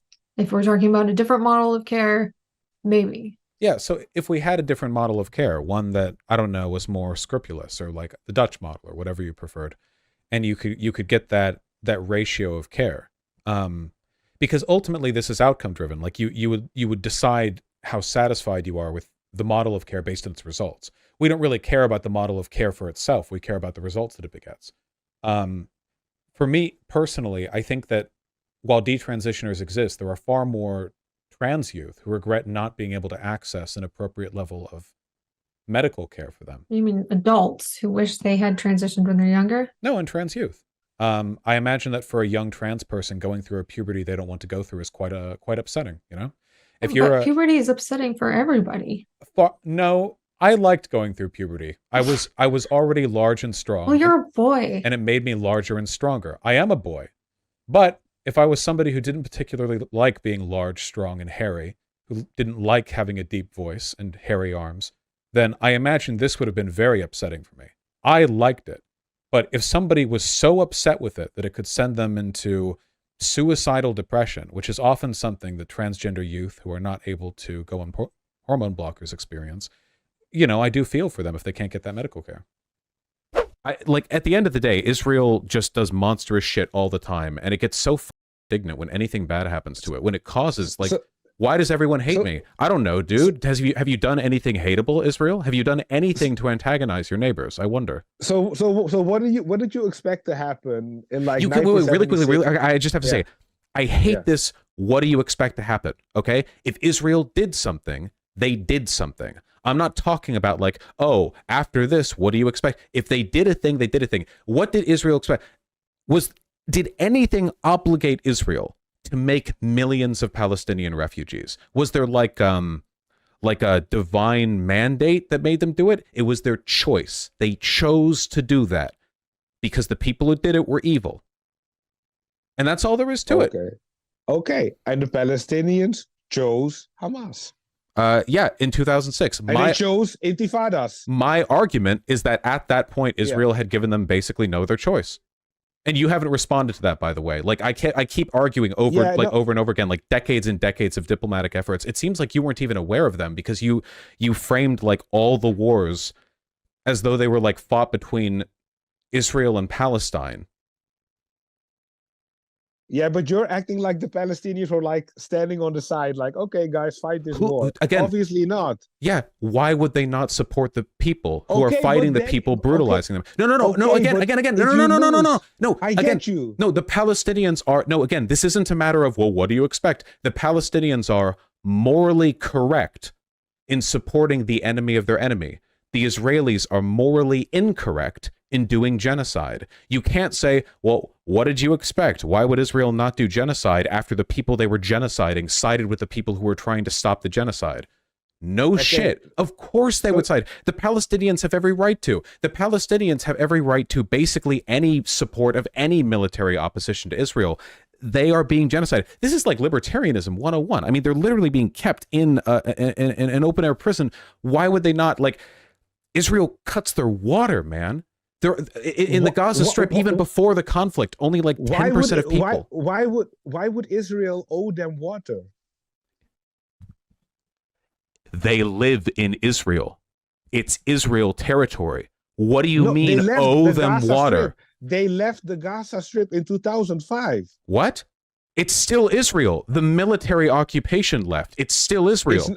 Israel controls the water in. This is what I mean. This is why I like talking to people like you, because you're monsters. You go through like the runabout, but then I hear, well, why would it be bad exactly for Ukraine to do war crimes back? It's like you don't comprehend what is or isn't acceptable reprisal on a social level. You say you're a libertarian, but you're okay with the police and the military, the least libertarian institutions in the world. And then when we get right down to it, who said 2 million people had to be given water? Who said water is a human right? I do say that.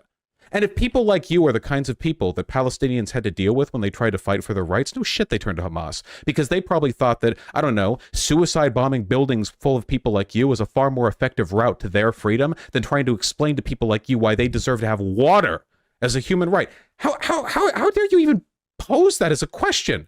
Like, because Israel left, like, the military occupation, they just die now? They just get to die?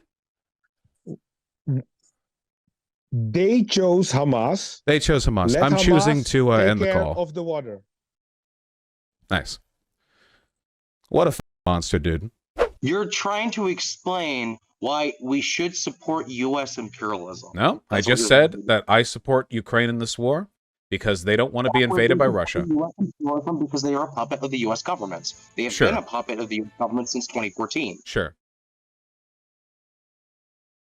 Yes, sure. Exactly. Yeah. That's what it is. Maybe we should. Okay, let's try a new tactic. Okay. I support Ukraine because I'm an American chauvinist and I want America to conquer the world.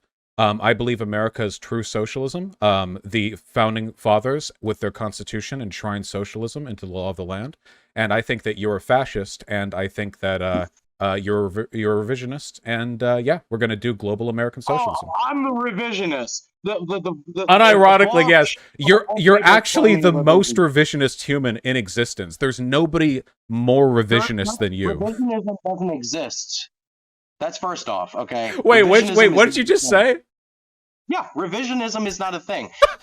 Material conditions change, therefore your ideology should change based on this man, his whole family and his entire town would have been shot in fucking Stalinist Russia, dude. Holy shit. It would not have been enough for them to have gotten you, man. They would have fucking nuked your home village. Jesus Christ. Oh God. You actually are supporting U.S. imperialism. Yeah, I know. NPC dialogue line reset. It's like ending a convo with a Skyrim NPC and then restarting it, and you get the same opening line from them. You gave the example. One of your arguments against the biological definition of woman was that we didn't know about chromosomes many years ago. Well, first of all, I don't think biological sex is defined in terms of chromosomes. But let's just use the example of water. Maybe we could agree that water is H2O. That was true even before we knew about chemistry. That was the definition of water before anybody knew anything about chemistry, before we knew about H2O. Back when Aristotle thought water was just an element. Nevertheless, it was H2O. True. I'm sorry? This isn't true. That water has not always been H2O? Yeah, all you have to do is cross the Mexican border. And over there, it's aqua. That's H2O, not water. Aqua means water. Aqua is water. It's a different term. Actually, it's agua. It's not aqua, right? And we're referring to terms and definitions here. No, I'm referring to water, the stuff that fills lakes and rivers. The stuff that fills about the word water. Many things fill lakes and rivers. Okay. Do you honestly not know what I mean when I talk about water, or are you just being a little difficult? I think you made a mistake before you began that argument, which is that you said just because people didn't always know something doesn't mean that it can't be true. But that can't be the case when we're talking about definitions. Things that are true have constructed premises that lead necessarily to an outcome, a resolution. But a definition is something applied presuppositionally. You can say, for example, that the light, the spectrum of light that we see, the visible spectrum of light, is something that exists outside of our perception. And that is certainly true. But how we perceive it is not existentially correct. And what's more, the definition between red, orange, and yellow is not something that you can find proven anywhere in the real world. We have to arrive at arbitrary distinctions. So that's Can I just ask you about water again? Do you not think water is H2O? But I think we've come up with a term to describe what we refer to as water. There are, of course, other cultures that have had. I agree with you. We came up with a term to talk about water. That term is water. And we came up with terms to talk about hydrogen and oxygen. But here's a sentence. Water is H2O. You know what those terms mean. Now think about what idea is expressed by the words. What's the thought that's expressed? We could express it in many different languages. Now think about the thought that's expressed by that sentence.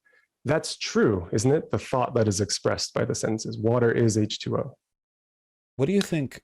And it was long before we got here, long before humans got here. Water has always been H2O. Well, ice, of course, is also H2O, but water is what we define it as within a given, state. Ice is also water. It's not liquid water. Yeah, but colloquially, people refer to ice as ice and water as water. Yes. And whether or not they're going to use either of those definitions is going to come down to context. And what about heavy water, 2H2O, or deuterium oxide, which is referred to as water and is in fact a type of water, an isotope, but is not, in fact, H2O. There's an extra hydrogen atom holding on there, making the substance denser. So if this is taking me back to chemistry class, but did you say deuterium? Is that right? Is that heavy water? Yes. If that's just an isotope, is it an isotope of oxygen that makes that? If that's an isotope, it's still oxygen and it's still H2O, and that is still H2O. That's still water. That's a different chemical compound than water. Certainly, if people wanted to refer to it as a different type of thing, not water, but let's say they chose the term waterium. I don't know. Scientists come up with wacky names. If they wanted to come up with a term like that to describe it, they would have a significant taxonomical distinction to refer to, a different molecular composition, but we refer to it as water. You might say it's trans water. A bit of a difference, but fundamentally very similar. Like, you are so coping right now. The United States is experiencing a massive decline. The material conditions, we have roads that are being reclaimed all across this country, turning back into dirt roads. We have that's called environmentalism. Like San Antonio, Texas, that last year, where the water supply was poisoned. We have Flint, Michigan, that still doesn't have clean water. We have highways that are falling apart. We have rail systems bourgeois that are decaying. Highways. You're talking about all these systems, right? Or rather, I'm talking about all these systems that are collapsing right in front of our eyes right now. And you actually think, well, China is out there building high-speed rail, while Russia is advancing their oil production, while you have countries like Venezuela, Russian oil's doing great right now. We have the United States collapsing, and you think that the United States is on top. That's insane. Yeah. You are absolutely insane. We don't have money for infrastructure because we're spending all of it on socialism. We don't have money because we're spending on the military-industrial complex. The socialist the military-industrial complex owned by the government? Socialism. The f did you even say? The military-industrial complex. It's controlled by the DoD, the largest employer in the United States, aka state-owned enterprise, aka socialism. Socialism is not just state enterprise. That's state capitalism. No, it's not. Yes, it is. No, it's not. Also, you're a revisionist.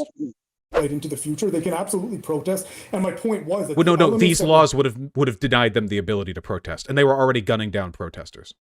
They gunned down. They did engage, and I have to look at this. Hold on, this Wikipedia. So wait. I thought we were leftists in favor of like the people's rights here. Do they not have a right to like rise up against this?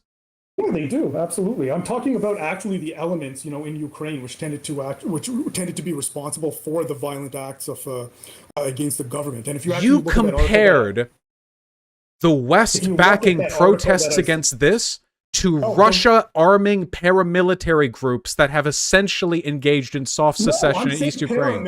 I'm saying paramilitary groups were also being supported, and they got some of the arms coming into Kiev from the United States, from Western governments. It's not just I absolutely. So where in your thing does it say that, by the way? Because while I was reading your thing, I didn't see any of that. I was just seeing like geopolitical reasons why they supported Ukraine protesters over the Armenian protesters. Where here does it say that? I don't know. I have to look at that. It says that. No. Because you keep running back to it. What? Give me something I can control F. Well, that article that I sent you wasn't about actually the U.S. Army, those specific groups. Then what the f are you doing? Where? Vaush, listen. I'm Where? What evidence? Tell me. Enlighten me, please. Where's the arming? That's the thing you keep bringing this to. I've read all of this. Where? I haven't read all of it. I seriously did. I read every single word. Where? Okay. Where? I'm talking about the United States sending arms to Ukraine. Is there any term I can search? Anything I can look up? After Ukraine, Ukraine has received several batches of U.S. weapons.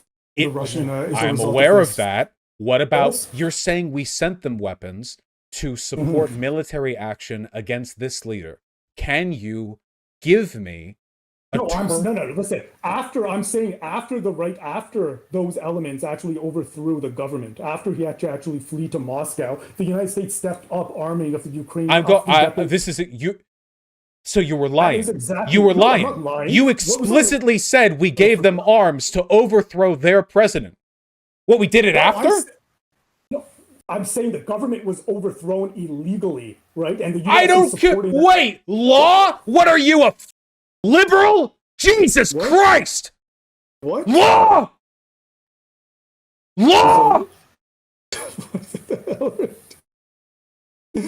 All right, Vaush. Where? What armaments? The U.S. has armed Ukraine. No shit! Good! I hope we give them nukes. They shouldn't have taken them away. I don't care. You said you were comparing Russia funding tens of thousands of paramilitary troops in East Ukraine to the overthrow of this, and now it turns out all we did was support the protesters? You're comparing funding paramilitary groups to supporting the protesters? No, I'm saying you did. You explicitly did that. You're not gaslighting me for an 87th time. Chat! Did he not explicitly do that multiple times as I dug my way through all this information, only now to arrive invariably at the fact that no, that didn't happen. You could at least have the decency to lie about it. All right. Shut up! I hung up. You think that countries like China and Russia that are working together to develop fusion energy, you really seriously think that they're the ones that are declining and it's not the United States that doesn't even have proper clean water? It's funny. It's funny how you would say It's funny how you would say the collapse of the United States is bad for America when the dissolution of the state is a prerequisite for communism. Look who's the communist now. The real conditions of the United States and working people is getting worse for this country.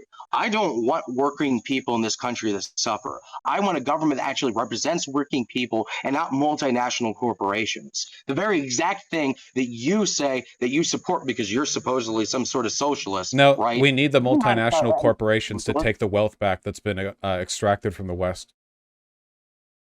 Say it again? We need the multinational corporations to take back the wealth that's been taken from the West by countries like Nicaragua and Guam. Oh yeah, it's the so Nigeria. You're saying we should have imperialism, right? To supposedly build back the labor aristocracy in the country. Do you know how many dollars worth of bombs we gave to Laos for free? I absolutely agree. The United States shouldn't be giving bombs to anyone. That's one of the reasons why I'm against Joe Biden selling weapons to Saudi Arabia to bomb the Yemenis people, right? And that's part of the reason I'm glad that Saudi Arabia is now moving in the direction to be part of BRICS, so they are no longer part of this U.S. imperialist system. What? I'm sorry. You're asking me what the wage rate is in the Kmart? Yeah, what are workers paid at Target and Walmart, the two primary competing big They're box paid stores in the by United the States? hour. Where are we going? Help me How out. much are they paid? Throw me an answer. So How I can much are agree they with paid? you. They're competing. They're competing on a huge scale. The amount of money going on between Target and Walmart exceeds that of like European medieval wars. Right, I mean, and we're talking they're enormous an amount of excellent competition. example of organizations that are run ruthlessly efficiently. Those people don't have much bloat in them at all. Oh, really? I think Except you're for making my point. Oh, really? So there's nobody who works at Target then who's getting paid a lot of money? No bloat? Not even at the top? I'm sure there are, but those organizations are known for running with efficiency that is absolutely ruthless. That's the Efficiency reason for most who? people are mad at them, not because they're run with bloat. Efficiency for who? I'm sorry, you and I were just discussing administrative bloat, were we not? Yeah, here, hold on. Wealth Okay, of Walmart and Kmart. family. Hold on. It's Target. Hold on.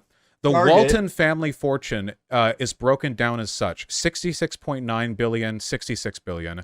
The total fortune between all of them, Are you going to try to 191 convince me that the Walmart family is the administrative bloat? That the Walmart family is actually The what, fact in that the the back fact that running you that don't thing? already know that is why you're a cultist. Yes, 191 billion to one family? That's worse than any administrative bloat in any public system in any country on the planet. Are you kidding? I bet you I couldn't find that kind of bloat in a I'm sorry, single that's- government office in China.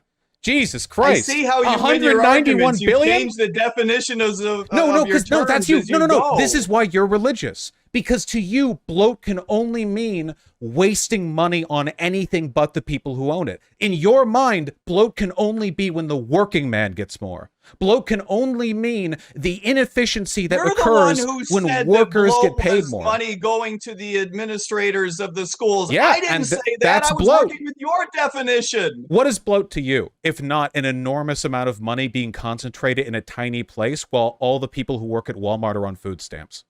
Tell me, what is bloat? How is that 191 billion? How is that not bloat? It's pretty big. It's a pretty big amount of money. You stack that up in $100 bills and you would fill like a house. That's a lot. You couldn't even eat that many $100 It's bills. a tremendous amount of money. Bloat. Is that the definition of bloat? Yeah, it's Large waste. amounts of It's money? wasteful. All that going to one person, that's ridiculous. Imagine if you had a buffet. Okay, is that the working definition This of is bloat? the Walmart buffet, all right?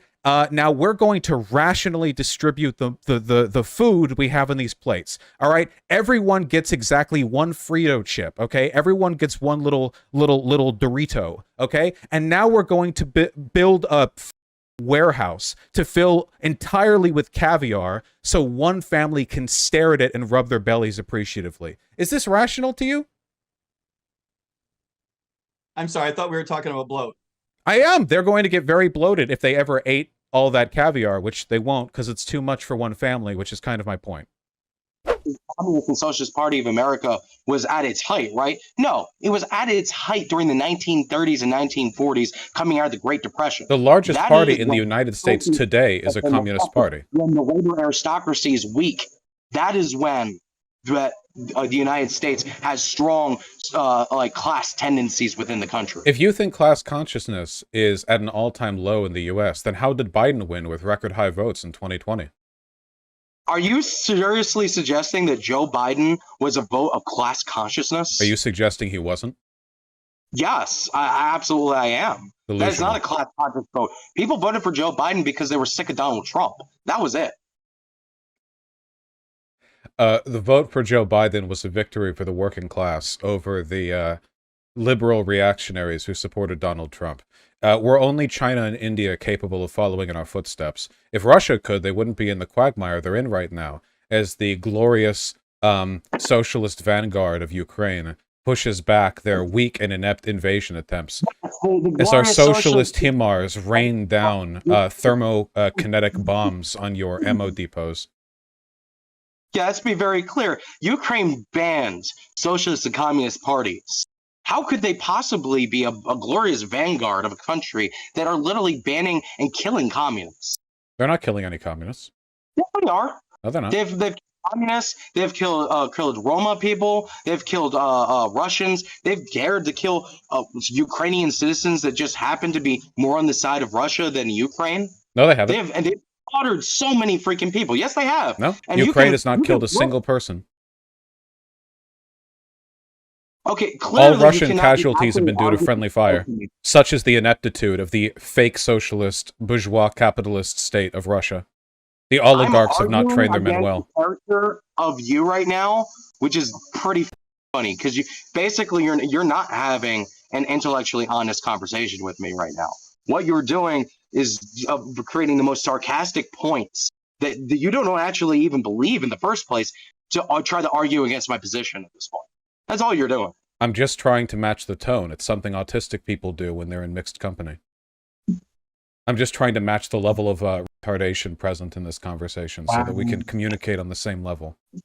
That clearly what you're saying right now, that's not ableist at all. Ableism isn't real. Socialism requires a frank, candid, and scientific understanding of the distinction between retards and non-retards, exemplified by this conversation, determined largely by whether a person agrees with me or not. Can you just admit that you've lost this debate? How could I Clearly, lose? I'm American. Yankee Tankee won this debate.